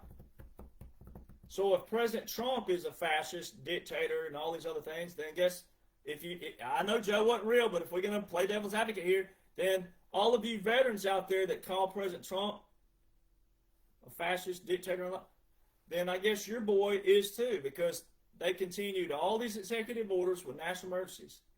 And all they had to do was let them terminate. They had a 2-year automatic termination on them. Didn't have to continue them. Just let them terminate. That's how dumb you look. All right, so there's your first 180 days there. All right. Then your Venezuelan operation goes back to what I mentioned earlier. Executive Order 13692 by Obama. So there you go. If you want to make President Trump a dictator and a fascist and all these other things, then why did Obama have an executive order with a national emergency with Venezuela? See, that's why you probably should keep your mouth shut out there, veterans. You look pretty stupid. The second 180 days, you had your Abraham Accords, all right, established. Very key right now, big time key. All right, you had that established. September the 15th, 2020. And then you had a few other executive orders that quote-unquote Joe continued, like the freezing of the assets for the Chinese Communist military. You had that take place. Executive Order 13959, November the 12th, 2020. That wouldn't make any sense for quote-unquote Joe to continue because he's in a book called the Biden Laptop Report, 636 pages, that ties him in with China, Ukraine, money laundering, sex trafficking, human trafficking, drug trafficking, child trafficking, all of it. Making money by the Chinese, old Joe, Hunter, etc. Way back, the real Joe. All right, all this. Then you have your continuity government. Executive Order 13961, December the 7th, 2020, was the invocation of your continuity government. If there wasn't a continuity government, then why did quote-unquote Joe wait to the last 24-hour day of a presidency, January the 19th, 2025, to partially revoke it? You can't revoke something that wasn't already invoked. Therefore, it means it is most certainly real. It was invoked. It did happen. It is happening because we're still in a partial continuity government. This March the 18th, 2025, President Trump signs an executive order, 14239. And it ties in a lot of different things. But that's another continuity government executive order. It's still in a partial revocation, but we're still in a partial continuity government, which means we're still in a partial military occupation, military operation, military government. We're on the ladder, and we're working our way out, and we're working our way to disclosure, but we're still in it, as long as the law shows that. All of those laws I just mentioned, all those executive orders, are under that Title 50, Chapter 33, Section 1550. The same Title 50 that these morons are trying to tell National Guard and reserves to go file for Conscientious Objector, all right, obstructionists, treasonous, traitors. The same Title 50, which is not the presidential. It's not executive branch. It's the legislative branch. That's how dumb these people are. All right. Now, Title 10 is presidential. Title 10 is your Uniform Code of Military Justice. Title 10, Chapter 47, UCMJ. All right, so that you can't have one Title 10 without the other. Title 10, if you're a reserve component or if you're an active duty veteran, we raise our right hand to Title 10. If you're National Guard, Title 32, but the oath's still the same, doesn't matter, it says the same thing. But just for the sake of, every one of those executive orders under that Title 50 that have to do with the military invokes Title 10, which is presidential. All right. But it was all under Title 50, Chapter 33, which is legislative. That's why that's very important. All right. Then you go back to your 4 ways that military pairs with federal. Only 4. That's executive orders, proclamations, national emergencies, and treaties. To prove all that is you have President Trump talking about we're an occupied country. We will soon no longer be an occupied country. He said this a year ago, coming up October the 27th and 28th. Remember Madison Square Gardens? This time last year, remember everybody, patriots, you were fretting November the 5th, and we're sitting there telling you, no predictions, but hey, this is what the dash means. This was already put out in 2023. He was already claiming 47, April the 2nd, 2023. He was claiming 46. And what did he just tell you with all the generals? I'm 45, I'm 46, and 47. I don't really want the results of 46, but I'll take it because it's unique. And it's going to be disclosed. And you're going to remember me. You're going to remember everything I took. You're going to remember everything. And it wasn't about me. This is about the bigger picture. It's about the bigger picture. It's not about me, but you're going to remember me. You're going to remember. You're going to remember what veteran knew.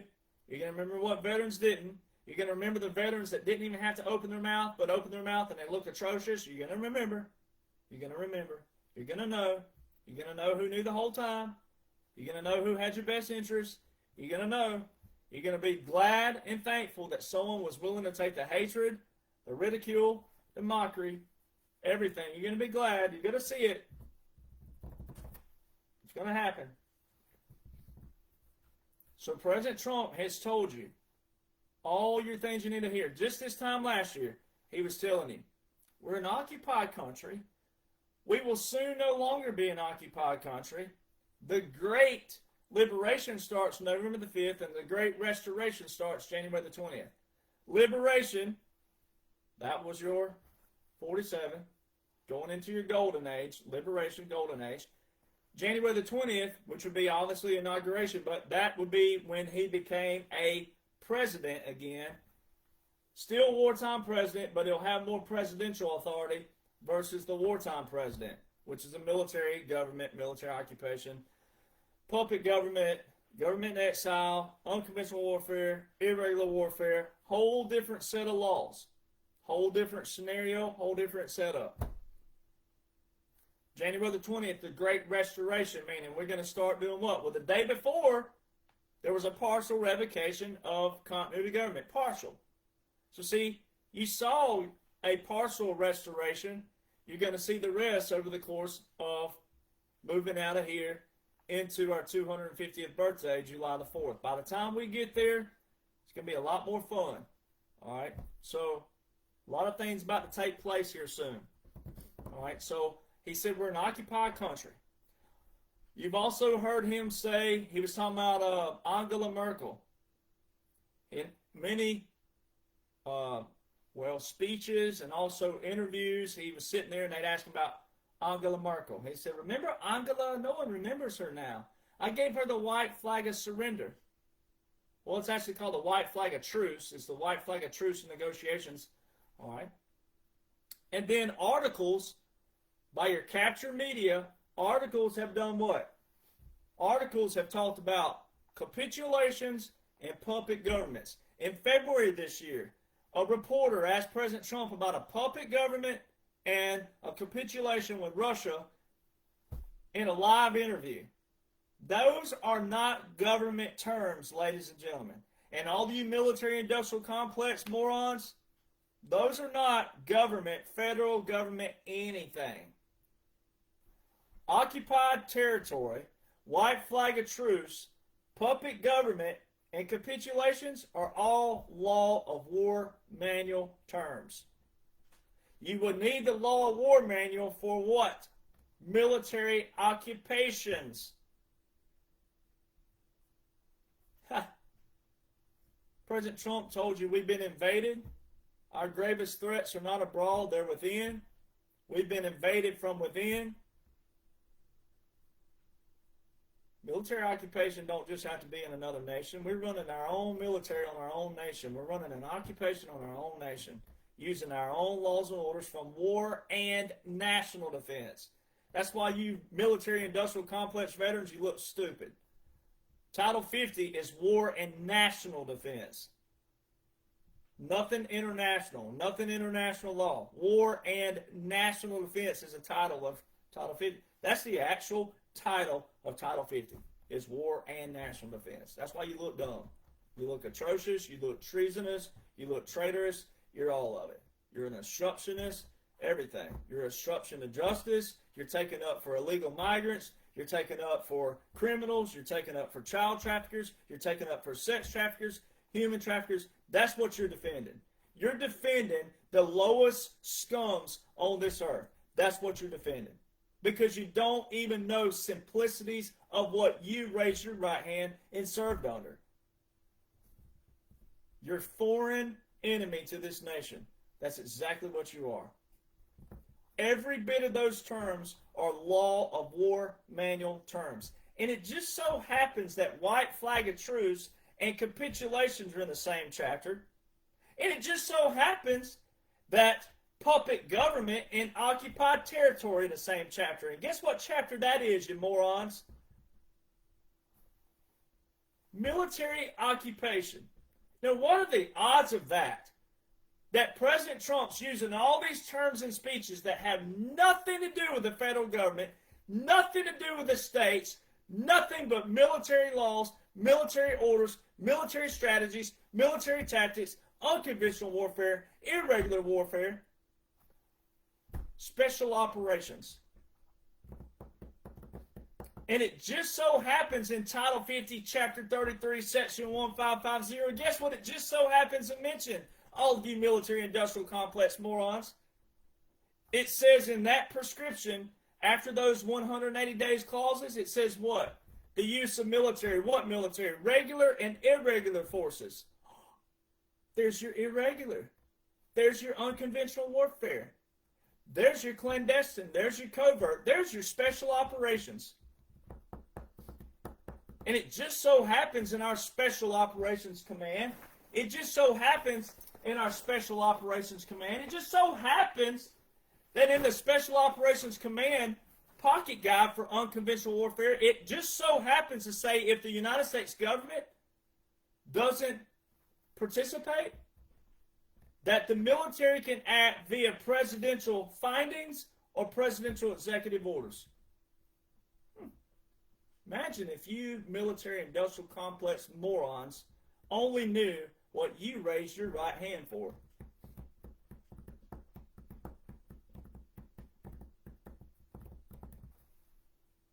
Law War Manual. So what we found out in this nation, and what you're going to find out even more, especially you civilians, you're going to find out who had your best interest and who's all in it for themselves, who's in it for agendas, the low-level swamp that would have grown back. Thank God they're showing their faces. That's one praise report you can give right there. At least they're showing their faces. They're showing their names and faces. And they're showing you that you need to study more yourself as a civilian. You need to be able to identify these people. But the only way you're going to identify them is to have the laws and the orders, which is your prescription and description from the Declaration of Independence. That's exactly what the Declaration of Independence is for.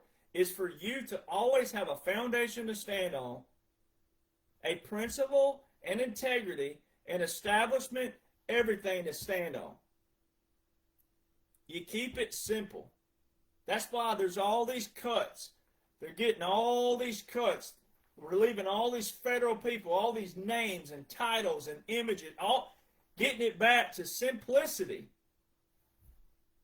maintainability, sustainability. Getting it back to simplicity and getting away from all these people who just want a name, they want a face, they're social media whores. That's all they are. They want a name, they want a face. They want to say, oh, I said it first, look at me, I did this, I did that. It's all about me, the hell with the team, the hell with humanity, the hell. That's what they are. When you see any kind of articles like that, when you see people using the words Constitution, laws, and orders, and First Amendment, and I can sit here and show you via the Constitution, via the laws and orders, via all of our foundation, where they're 100% on the wrong side of humanity, 100% on the wrong side of a team, any kind of concept, 100% all about themselves, 100% narcissists, 100% all about their endeavors and what they did and all about their resume and their time. DD-214s ain't got jack diddly do to anything. It has nothing to do with your brain, has nothing to do with your intellect, it has nothing to do with your knowledge, and even knowledge don't matter. Knowledge is not power. It's the application of knowledge that's power. And that comes daily, weekly, monthly, yearly, until you take your last breath. You're to give everything to God, your nation, your family, your friends, the correct way. And the only way you can do it the correct way is to have a foundation. And that foundation, the very thing these people are trying to use right now in their mouth, in their rhetoric, in their agendas, are the very thing they don't need in their mouth. Constitution, laws and orders, First Amendment. The Constitution is the worst thing you can use. So President Trump, here's more of your validations, all right? Occupy country, white flag of surrender, puppet government, all these things are law war manual. They're not federal anything. Mike Johnson told you, they had an interview, you can still see it to this day. They asked him, hey, what's your roles as a Speaker of the House? He said, well, I'm not really, I don't really have a set schedule as a wartime speaker. Ladies and gentlemen, there's no such thing as a wartime speaker. There's no official designation position called a wartime speaker. That right there is validation. There are so many validations that I've forgotten more of the validations than you know. There's so many of them. All right, President Trump, we're an occupied nation. We will soon no longer. He said all these things, white flag of surrender. All these different things are all validations that you're watching a special, strategic, pre-planned operation. The whole thing. So when you react to something with Congress shutting down, when you react to something with Iran, when you if you have a reaction, it's not a response. If you have a reaction and it's negative, Debbie Downer, frightful, scared, negative, whatever it may be, you're still captured and controlled by real time. None of this is real time.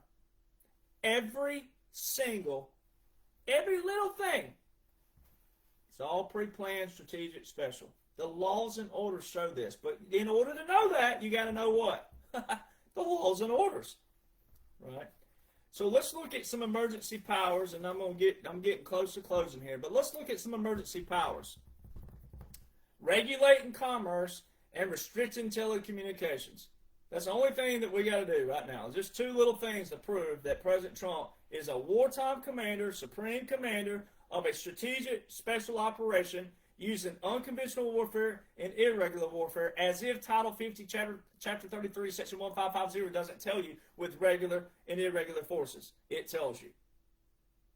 And while we're there, might I add, before I get to these other two things right here, might I add that in the bottom of that Title 50, Chapter 33, Section 1550 section, you got your codification showing you it's all strategic.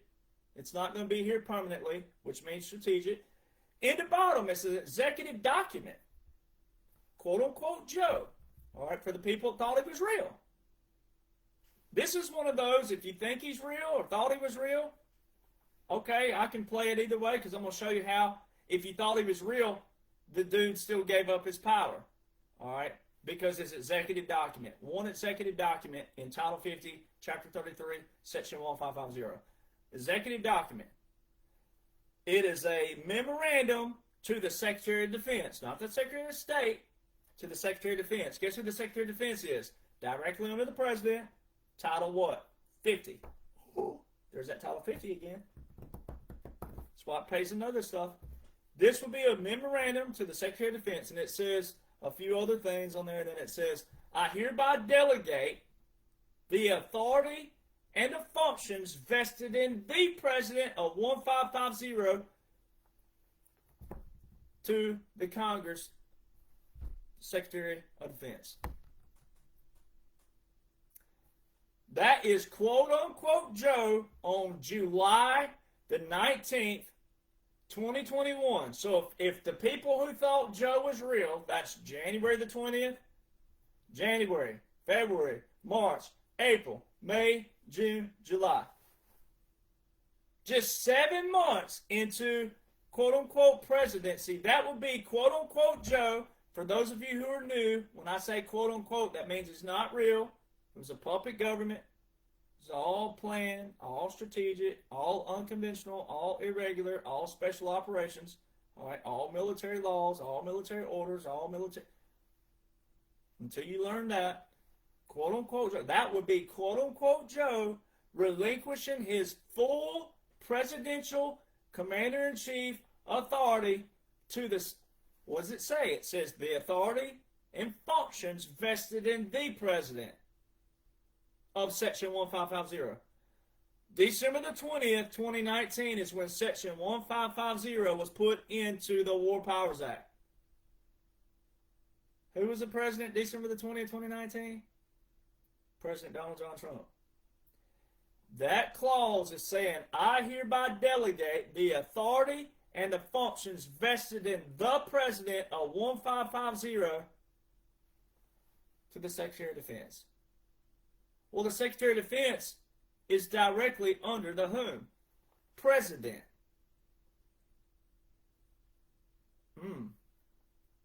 Secretary of Defense is Title 50. That's why order of successions are also important.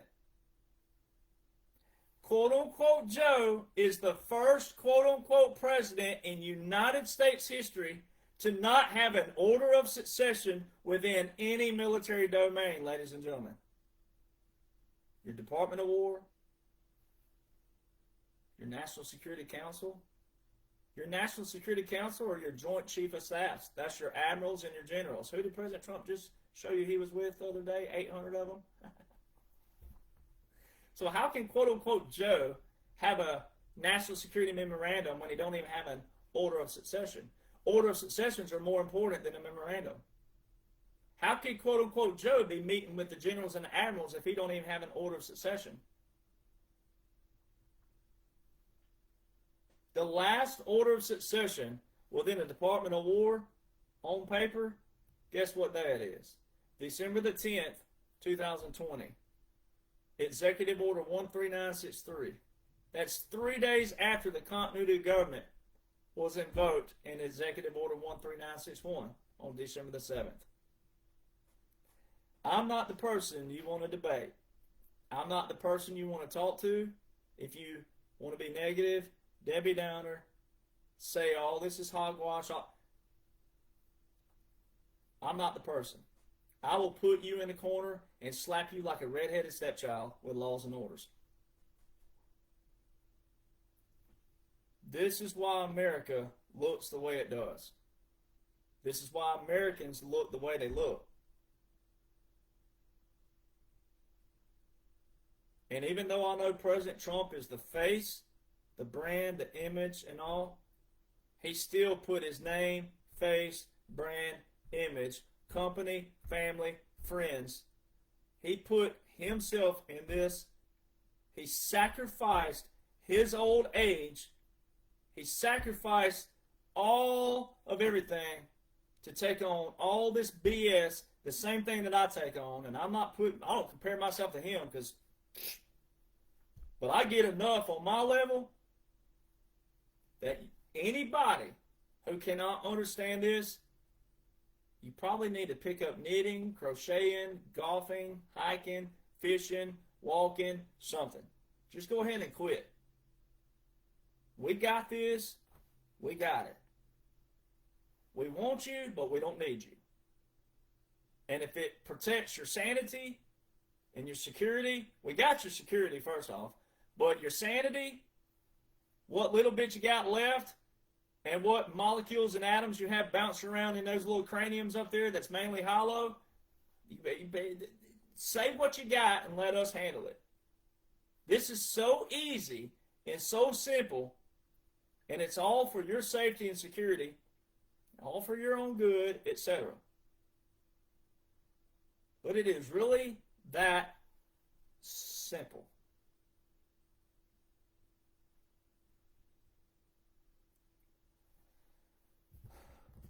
There's two emergency powers that you can absolutely prove everything with. One is regulating commerce. President Trump told you at the United Nations the other day. He specifically said this. He specifically said, we're using the tariffs as a form of defense. Well, all you've seen are liberals say, oh, the tariffs are being added to this, and it's going to raise the pocketbooks, and Americans going to pay for it. Okay, well, let's go with that for a moment. Why are you saying that right now? Why weren't you saying that in 2021, 2022, 2023, 2024? Why weren't you saying that? Is it because you didn't know that your boy Joe relinquished his authority presidential and commander-in-chief in executive document, July the 19th, 2021, in Title 50, Chapter 33, Section 1550, which is the War Powers Act. Did you not know that?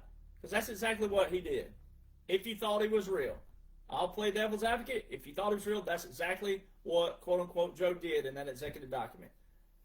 Pass it right back to the President of 1550, the Secretary of Defense. The Secretary of Defense is not in charge unless the President's dead and the Vice President's dead, and that order of succession has landed on the Secretary of Defense. And it just so happens that President Trump has an executive order 13919, April the 30th, 2020, in that first 180 days under Title 50, Chapter 33, Section 1550. That's that same Section 1550 that old quote-unquote Joe is relinquishing his authority to the Secretary of Defense, the powers and authorities and the functions vested in the President of 1550. It just so happens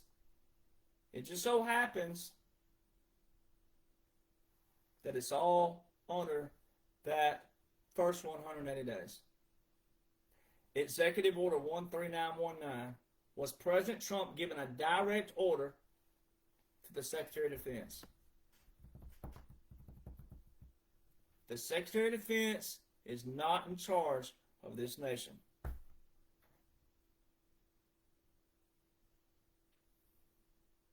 So, my question to you libtards and you military-industrial complex is, where were you in 2021, 2022, 2023, 2024? Because old quote-unquote Joe did not terminate one single tariff from 2021 to 2025. Not one single Obama, Clinton, or Bush-appointed judge tried to block a tariff from 2021 to 2025.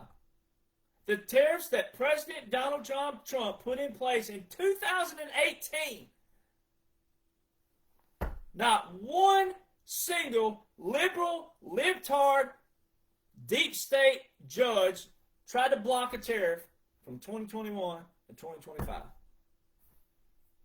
And it was displayed to all of you libtards and you military-industrial complex morons, it was displayed to you that there was a Democratic president, a Democratic House, and Democrat Senate from 2021 to 2023.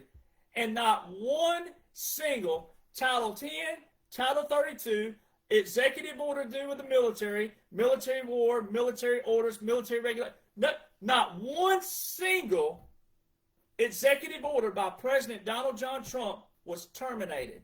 Only continued. 8 executive orders with 8 national emergencies were continued. Just to hand right back to President Trump, January the 20th, 2025. They all had a 2-year automatic termination on them. But old quote-unquote Joe continued them when they were automatically going to terminate. You don't like the word stupid? Don't act like it. You don't like the word moron? Don't look like it.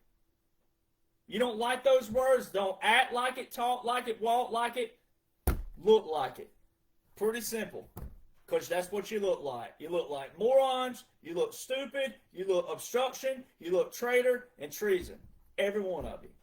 When it's an emergency power and there's emergency orders in place, invoked, current to this day, that your boy, quote-unquote Joe, the people who thought he was real, continued.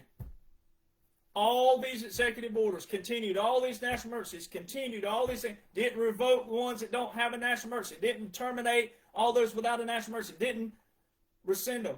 Just, here you go, President Trump. But by the way, we're going to call you a dictator, fascist, communist, and all these other things. We're going to call you all these names. We're going to say you're a threat to this, this, and this. But here you go, big giant red bow.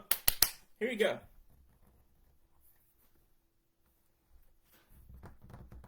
The other emergency power that's heavily visual that proves 45-40 is restricting telecommunications.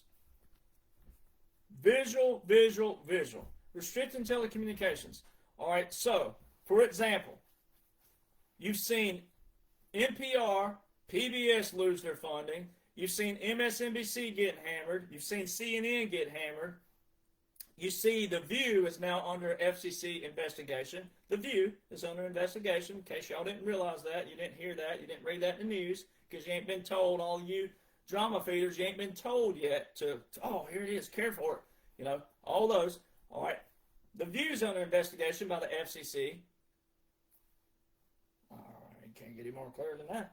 Then you got all these people who've been fired for the Charlie Kirk, quote unquote, situation, which that's a psyop. You're going to find all that out later. But still, none of that was real, but we're not on that topic today. But 100% special operations, 100% not real, 100% artificial intelligence, 100% fake, was not real blood, didn't stain the shirt, none of that, no funeral, no burial, no resting place, no authenticity. His wife wasn't really crying, all this other stuff. But that's a whole other topic. But just because you can't be fired for a First Amendment.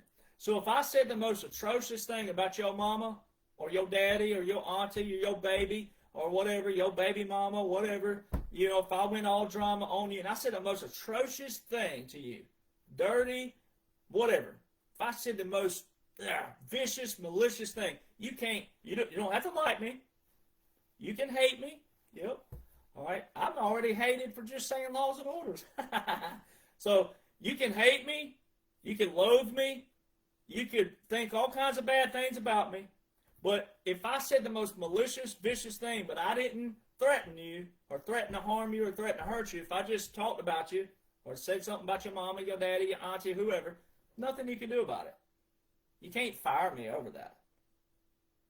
Unless there's a wartime order in place. All right, so you have all these visuals. You have President Trump posting twice. Here's your president, especially if you're a patriot, Republican, conservative. Here's your president telling you that he sharing this video, sharing this photo, sharing this article that the appeals court have upheld a ban on the Associated Press, the AP, the Associated Press, the big ones. The appeals court, if they're upholding something, it means it's already in place. Well, when was it put in place? A long time ago. All right. So that is a restricting telecommunications. That is a wartime power. That is a validation. Plus you had CNN, you have MSNBC, NPR, PBS, all these things. Then you have the View under investigation. So here's how you tie all this in. One, that's an emergency power, restricting telecommunications. All right. President Trump's validating that. He's showing you I'm a wartime commander with wartime powers. The appeals court have upheld a ban on the Associated Press. Now here's where you're doing the lid on down. 47 United States Code, Section 606, which is actually titled War Powers of the President. That's the Telecommunications Act of 1996. Did you hear what I just said? Telecommunications, which involves who? FCC. Who's investigating the View? The FCC. Yeah. All right. So then you have a little thing called Executive Order 13913. You hear that number?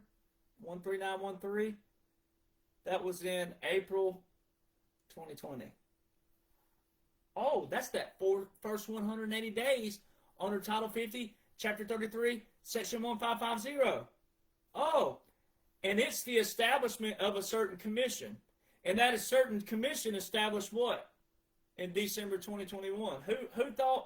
Who was president in December 2021? The world thought Joe was president? And guess what was established in December 2021? A little thing called Team Telecom. Well, there's reports with Congress in 2023 and 2024 of Team Telecom doing certain things. So that means they were active, which means they were created, established, and active and working. Oh, well, we have a validation by the president that the Associated Press has been banned from going to the White House in Mar-a-Lago, and the appeals court upheld that ban, meaning, yep, can't go there.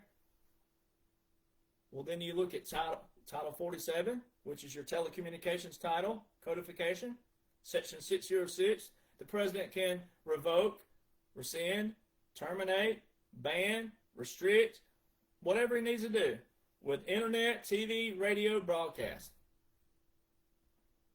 And then you got Executive Order 13913 by President Donald John Trump in that first 180 days under Section 1550 of Title 50, way back in 2020, establishing Team Telecom. And it was established in December 2021, the actual term, and the actual team, Team Telecom. Team Telecom are the ones who grant and deny FCC licenses. Oh, weird. Funny how that works. Funny how the laws and orders work. Funny how the Constitution works. Funny how that works.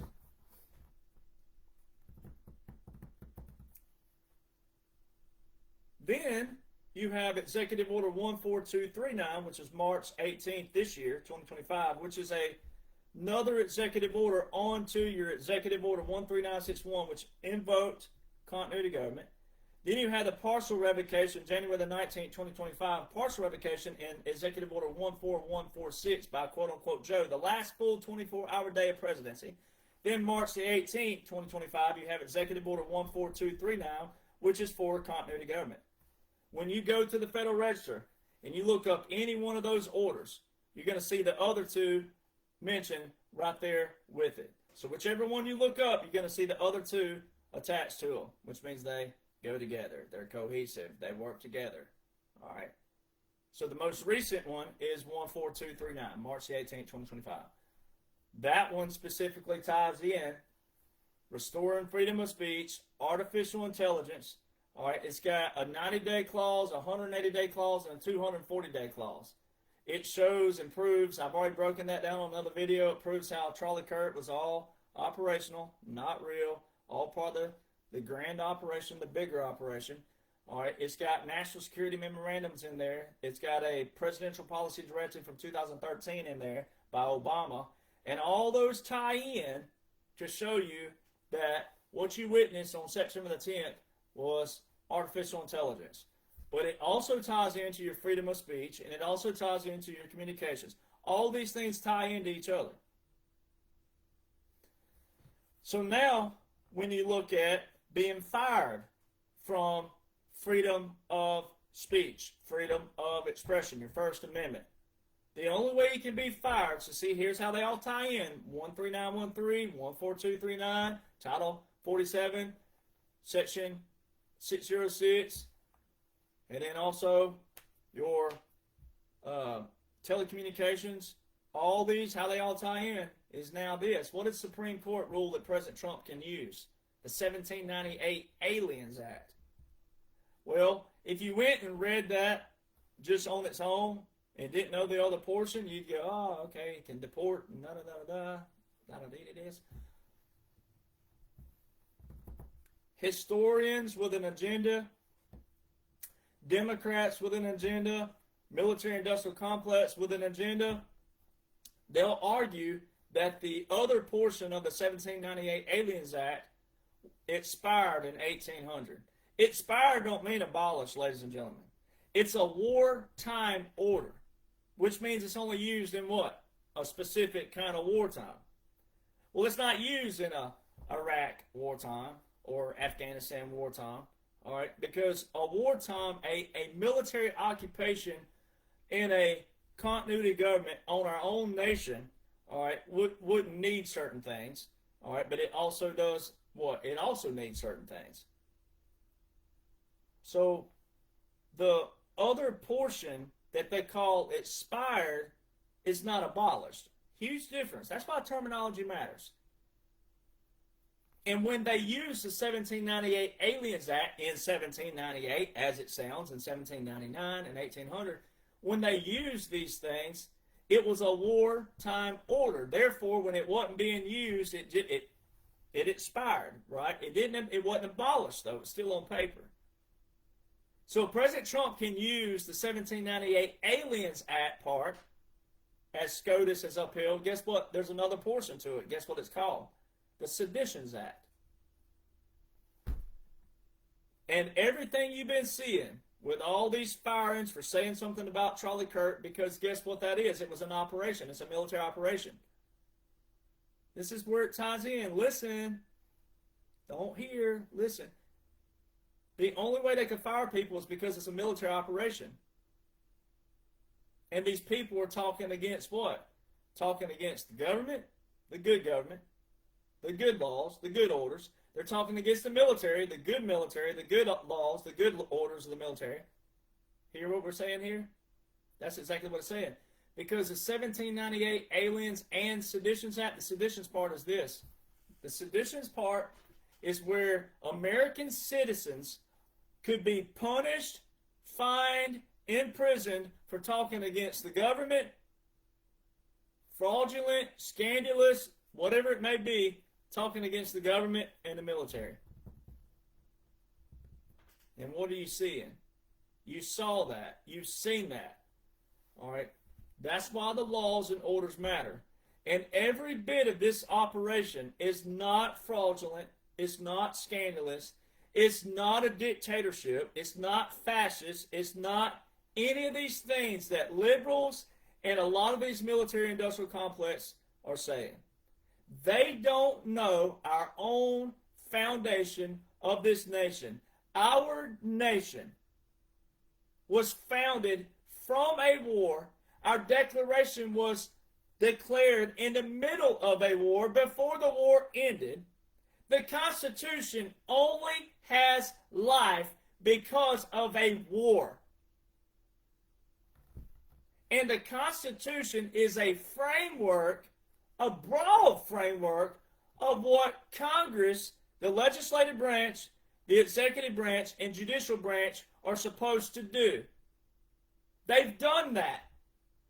Every amendment, every code, everything that has been added via legislation was the prescription of what the Constitution says.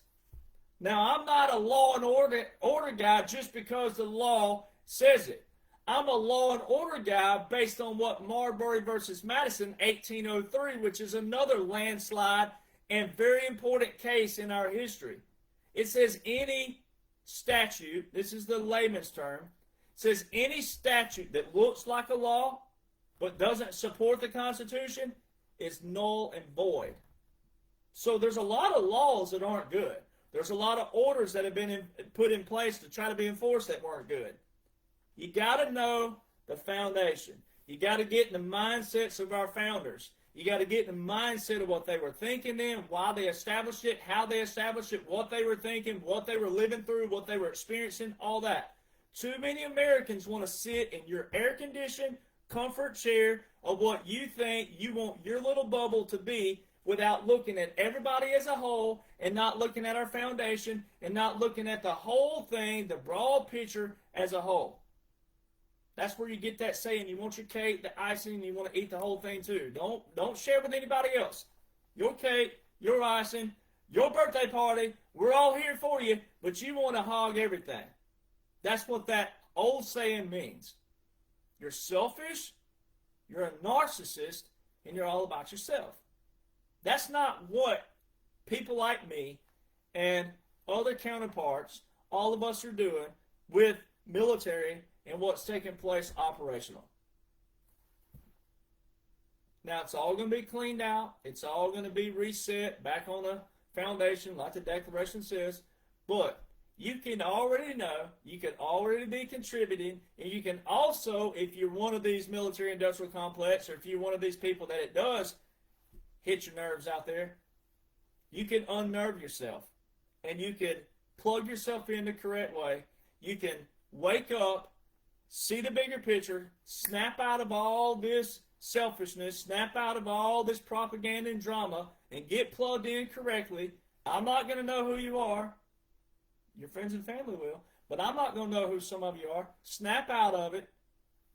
Leave the drama. Leave the propaganda. Leave the endeavors. Leave your own selfish desires behind. Get on the right side of humanity. That's exactly what's going on. This man is just the face, the name, the brand, the image, and likeness of this operation. He's not the only one. Definitely not the only one. There are generals, admirals, leaders, world leaders, operators, secret military, etc. There's a bunch of us involved in this. That's why he said to every veteran, remember your oath. Well, you got to know the breakdown of the oath. You got to listen to every word in it. It was formed that way. It was said a certain way. It was said in a certain order. You got to know the laws and the orders. You got to know your Constitution. But it don't really apply It's what's funny about it. The Declaration is more important. The laws, the orders under the Constitution that support the Constitution are more important. And the laws and the orders that are being used right now support that. That is why all of you military-industrial complex, guess what you look like? You look like the reason why foreign and domestic was put into the ironclad oath of 1862. You look like a foreign enemy to the very thing you think you're fighting for and standing up for.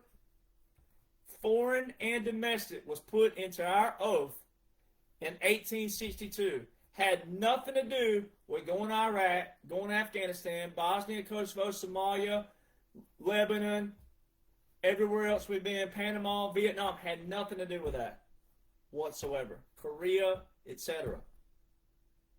It was an ironclad oath by Abraham Lincoln to make sure the people who were fighting for the Republic, the bigger picture, the Declaration, and Abraham Lincoln tells you in writing that the Declaration of Independence is way more important than the Constitution. The Declaration is what we the people stand on. That is what gives us the firepower.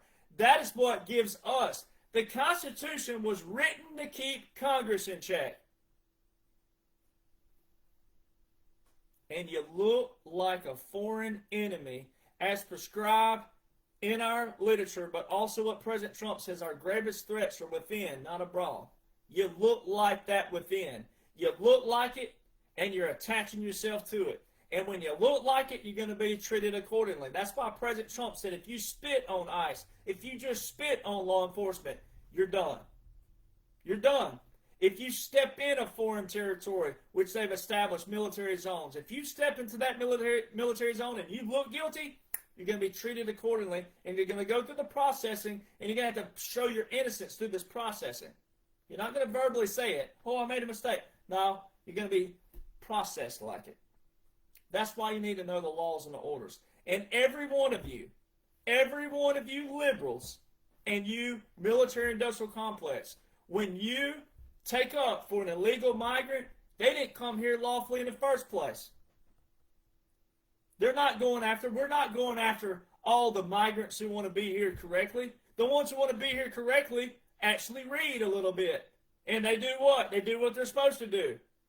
They're not taking out lawful people. They're not going after people who did things by the law. There is a process to this nation. And if you're going to stand on the terms Constitution, laws, and orders, isn't that the whole principle? Laws and orders is to abide by the laws and orders. So when you take up for all these people who don't abide by laws and orders, you're an obstruction, you're a traitor, and you're treasonous. You should be stripped of your citizenship. You should be deported and treated just the same because you're foreign to our republic. We don't want you to be. We don't want you to be dumb. We don't want you to be stupid. We don't want you to look like a moron. We don't want you to talk like a moron. We want you on the good side of humanity. But when you look like it, talk like it, walk like it, act like it, you just might be it. And it will behoove you to get on the right side of humanity. It will behoove you. But only you can do that. It's not my job to make you. It's not my job to persuade you. It's not my job to coerce you. But that's what you're trying to do. See how that works? That's what you're trying to do to people. You're trying to persuade, coerce, and make people. You have no foundation. You have no premise. You have no integrity. And if you're a military-industrial complex and you're trying to say that this is all against the law and the orders and unconstitutional, then forfeit your benefits. Forfeit the very thing that you use as your premise. Forfeit that.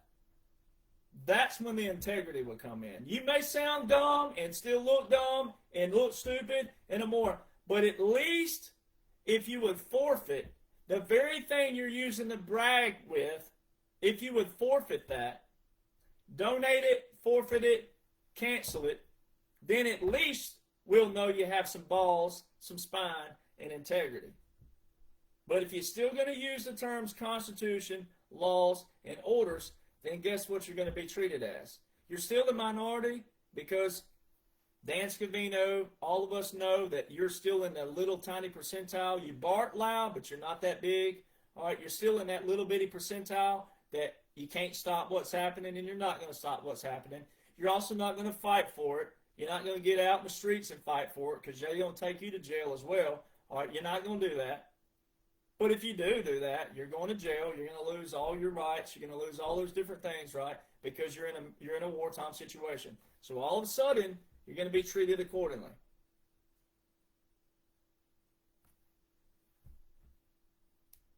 But that's exactly what you look like, what you sound like when you say all these things.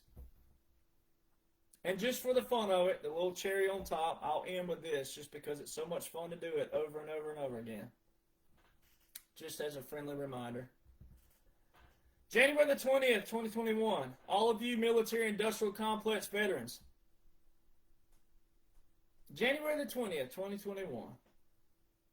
The whole world thought they saw quote-unquote Joe be inaugurated. The ones who don't know anything about military laws, military orders, military strategies, military tactics, military regulations, military customs.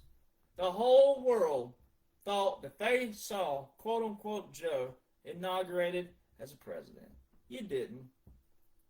The old man, the old white man who sat in his basement with his whitey tighties eating his ice cream that got the most votes in the United States history, didn't even get a ride in Air Force One on Inauguration Day, which is a tradition. Even Obama, who's a traitor and treason, whose name is not in the War Powers Act, who's got a Supreme Court docket 23-939 filed March 19, 2024, that ties him to murder, that ties he and Hillary to Benghazi, Libya, Gaddafi, Muammar Gaddafi, that our unconventional warfare pocket guy, special operations, specifically talks about. Title 50, there's your Title 50 again.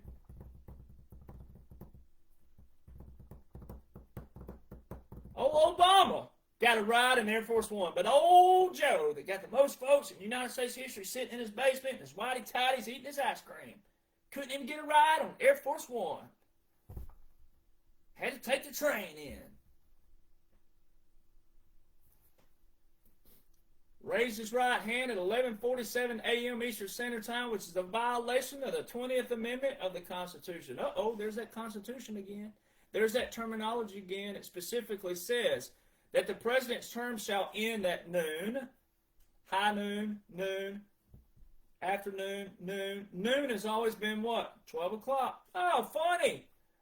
The successor shall then begin. I guess that's why every other president has sworn in from 12:01 to 12:05 p.m. Eastern Standard Time. Go figure. Wow, what a coincidence that is. The speech on quote-unquote whitehouse.gov archives for quote-unquote Joe, the speech is titled and stamped 11:52 a.m. Eastern Standard Time. And after a president swears in is when the 21-gun salute fires off. Before the president makes their speech is when the cannons fire. You didn't see that January the 20th, 2021, did you? No, you didn't. Huh, weird. Why is it that we have in presidential history that you can get on YouTube and go from 2017 to 1969, and before the president makes his speech, every time he takes the oath, the 21-gun salute fires off immediately after swearing in. But not with quote-unquote Joe. No, didn't happen that way. We had Amazing Grace, how sweet the sound that saved a wretch like Derek, who says 4-letter words every now and then and gets on a liberal's head. And sometimes the dumbass veterans, Amazing Grace, Oh no, we could have, oh happy day, oh happy day. We can't have no happy song. We can't have no shake what your mama gave you. We can't have no ghetto rap music. Yeah, all this bull crap that the Democrats established as well in the prisons, the CIA, and all the rap music they couldn't have no back that thing up. You know, couldn't have no ghetto, get down, no all that. Couldn't have no happy song whatsoever. Couldn't have no George Strait. We couldn't have nothing happy. For the man who sat in his basement in his whitey tighties, the golden hairy legs, all the black kids want to touch my golden hairy legs in the pool. Somehow his hair went from gold to brown legs when he was president. How that happened, I don't even know. How do you go from gold hair to brown hair? Well, pretty well, I don't know. All these miracles took place. We had the man who got the most votes in United States history. And we got to hear Amazing Grace that you hear at every funeral that you go to, just about. Every funeral has either a cappella in the church service or the graveside. Everywhere it's a funeral song. It ain't no happy song. Even though it's saying it saved a wretch like me, it's still a sad funeral song. We can't get no ghetto music. We can't get no George Strait. We can't get no happy music. We can't get no nothing. We got to hear Amazing Grace. No review of the troops. Didn't walk by the troops. None of that. Oh, none of that. None of that good stuff. Didn't get that.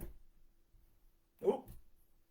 So, then you had the motorcade. No National Guard, no Reserve. Where you at, military industrial complex morons? They didn't even salute your boy. Y'all saying President Trump's a dictator and all these things. So that must mean that you're for Joe Biden. So none of your boys, none of your girls out there saluted the motorcade? None of them. Not one single soldier saluted the motorcade. They didn't even salute a moving flag. We always salute a moving flag.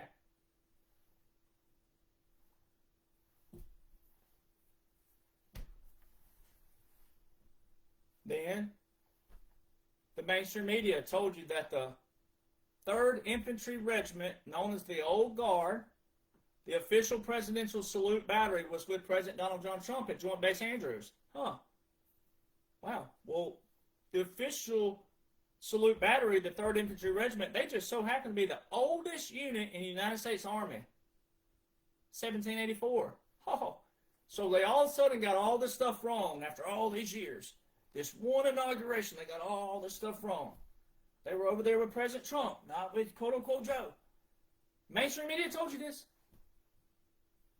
Red carpet rollout for President Trump. 4 cannons, 21 rounds fired, ladies and gentlemen, is the official number count for 21 gun salutes. 4 cannons, 21 rounds. Those are where President Trump at Joint Base Andrews, January the 20th, when he thought he was riding off into the sunset. Nope. That was your constitutional, full military, full 21 gun salute, full inauguration service right there in front of you. Then the split screen that day showed you old Joe riding down, no one saluting, showed you that right. And then on the other screen it showed the 3 cannons sitting there at Arlington. The only cannons shown all day long for quote-unquote Joe were 3 cannons at Arlington National Cemetery. The first time in United States history that they've ever shown the cannons at Arlington on Inauguration Day. They were all fat, not regulation uniforms. They looked like the soldiers that Headset's been talking about. The fat, can't make tape is what we call it in the military. We're not fat shaming, just calling it what it is. Pleasantly plump, whatever you want to call it. Chubby, tubby, whatever you want to call it. They were all fat. They were not in shape. They were not regulation uniforms. They were not the official presidential salute battery. They're not the 3rd Infantry Regiment. None of that. You didn't see any marching ceremony. Nothing. Nothing, no, with any finesse. No marching. No military bearing. They're all moving around. They're all doing this. They're waiting on their cue because th're all actors. It's all central casting. It's all theater production all on TV because they have you captured and controlled, you target audience.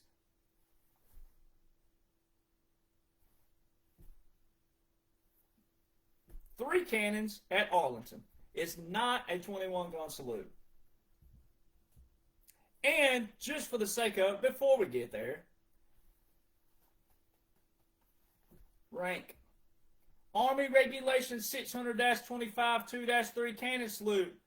You military industrial complex morons. Your own, our own, I'm Army, was Army. Army Regulation 600-25 2-3 cannon salute says there's to be a commissioned officer at every cannon salute, no matter what it's for. There wasn't a commissioned officer shown for the quote-unquote Joe. 3 cannons at Arlington. By definition, when you go to ArlingtonNationalCemetery.mil, it tells you this. The 3 volley salute seen or heard at Arlington is not to be confused with the 21-gun salute. The 3 volley salute is a funeral. Military funeral. Now, just for the sake of it, because there was another moron 2 years ago claiming to be Army saying, well, it's because the cannons are always at Arlington. That's correct. Because you want to be correct, you are correct. But the first time in inauguration history, the only cannon shown for what people thought was the president, they showed the cannons at Arlington as the 21-gun salute, and it's not a 21-gun salute. The first time in U.S. history they've shown the cannons at Arlington on January the 20th was the only cannons they showed all day long for quote-unquote Joe. And it's a funeral service. Now, January the 20th, 2025. Guess what you didn't see January the 20th, 2025? You didn't see Arlington National Cemetery. President Trump was at Arlington January the 19th, 2025. Did you see the cannons? No cannons. All you saw was the wreath of the grave of the unknown soldier. You didn't see the cannons. So they separated that as a clear visual and clear validation, clear proclamation, timestamp, everything, optic, visual, validation. The only now, quote-unquote, inauguration in United States history that showed 3 cannons at Arlington on Inauguration Day was quote-unquote Joe. On January the 19th, they showed President Trump at Arlington, no cannons. January the 20th, as soon as he swore in, even though they were inside and not at your typical, guess what the camera showed? What did they show you? 4 cannons, 21 rounds in the National Capital Region. Guess where it was? Guess where it wasn't? At Arlington. Was not at Arlington. Was in the National Capital Region where they've always been.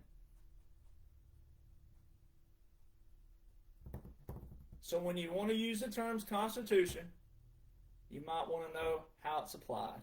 When you want to use the terms law and order, you might want to know the laws and orders and how they apply. When you want to say you got a First Amendment, when mine trumps yours, all Trump intended, you ain't got a leg or a foot to stand on.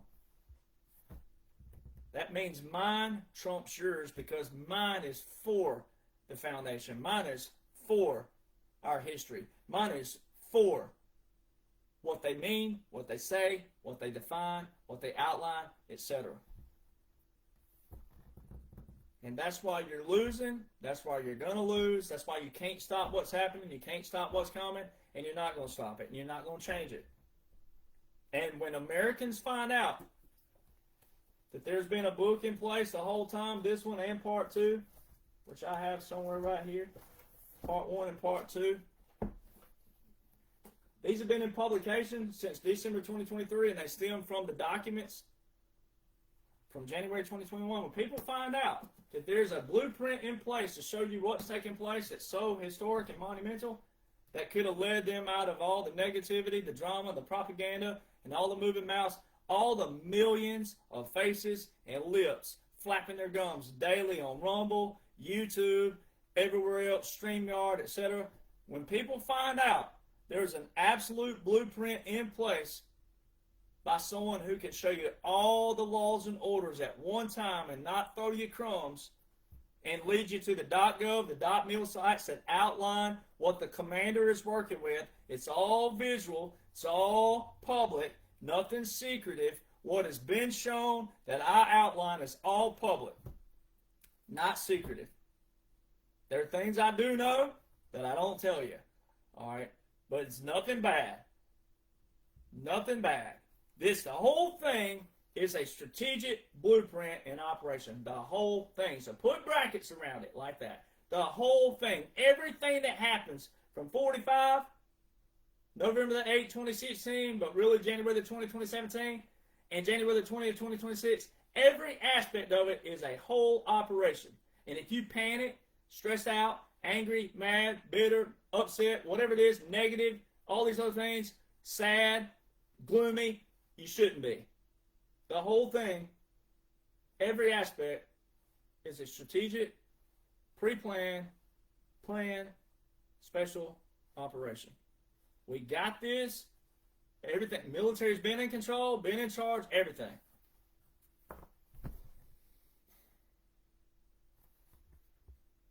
So, we'll see you guys soon. Love and appreciate you. This one needs all the shares in the world because, again, there's too many military-industrial complexes out there that need to step up the correct way.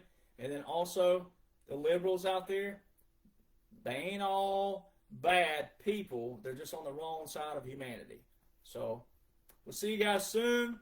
I got a full slate this week of podcasts, I know. But I'm going to try to come on a lot more often. As I did this past week, I did 2 different lives. So I'm on Instagram and also TikTok live right now. Make sure you're following the correct pages. Again, Linktree, LINKTR.EE / 1776 Nation. Make sure you're following the correct pages. And then also these are on Rattletrap, RATTLE, Rattletrap, 1776.com. All right. You can get these signed by me. If you're international, or if you want them quick for a birthday or something like that, then your best bet is to go with Amazon. But they're #1 bestsellers for a reason. All right. And then also, if you're country music related, like I started off earlier, if you want to know the secrets of how it's all rigged and how you're captured and controlled as a fan, and you support a bunch of woke DEI bullcrap, which is also going to be cleaned out one by one, but right here shows you everything you need to know. It's a #1 bestseller as well. Same thing. Rattletrap, RATTLE, TRAP 1776.com, or Amazon, again, if you want it quick or if you're international.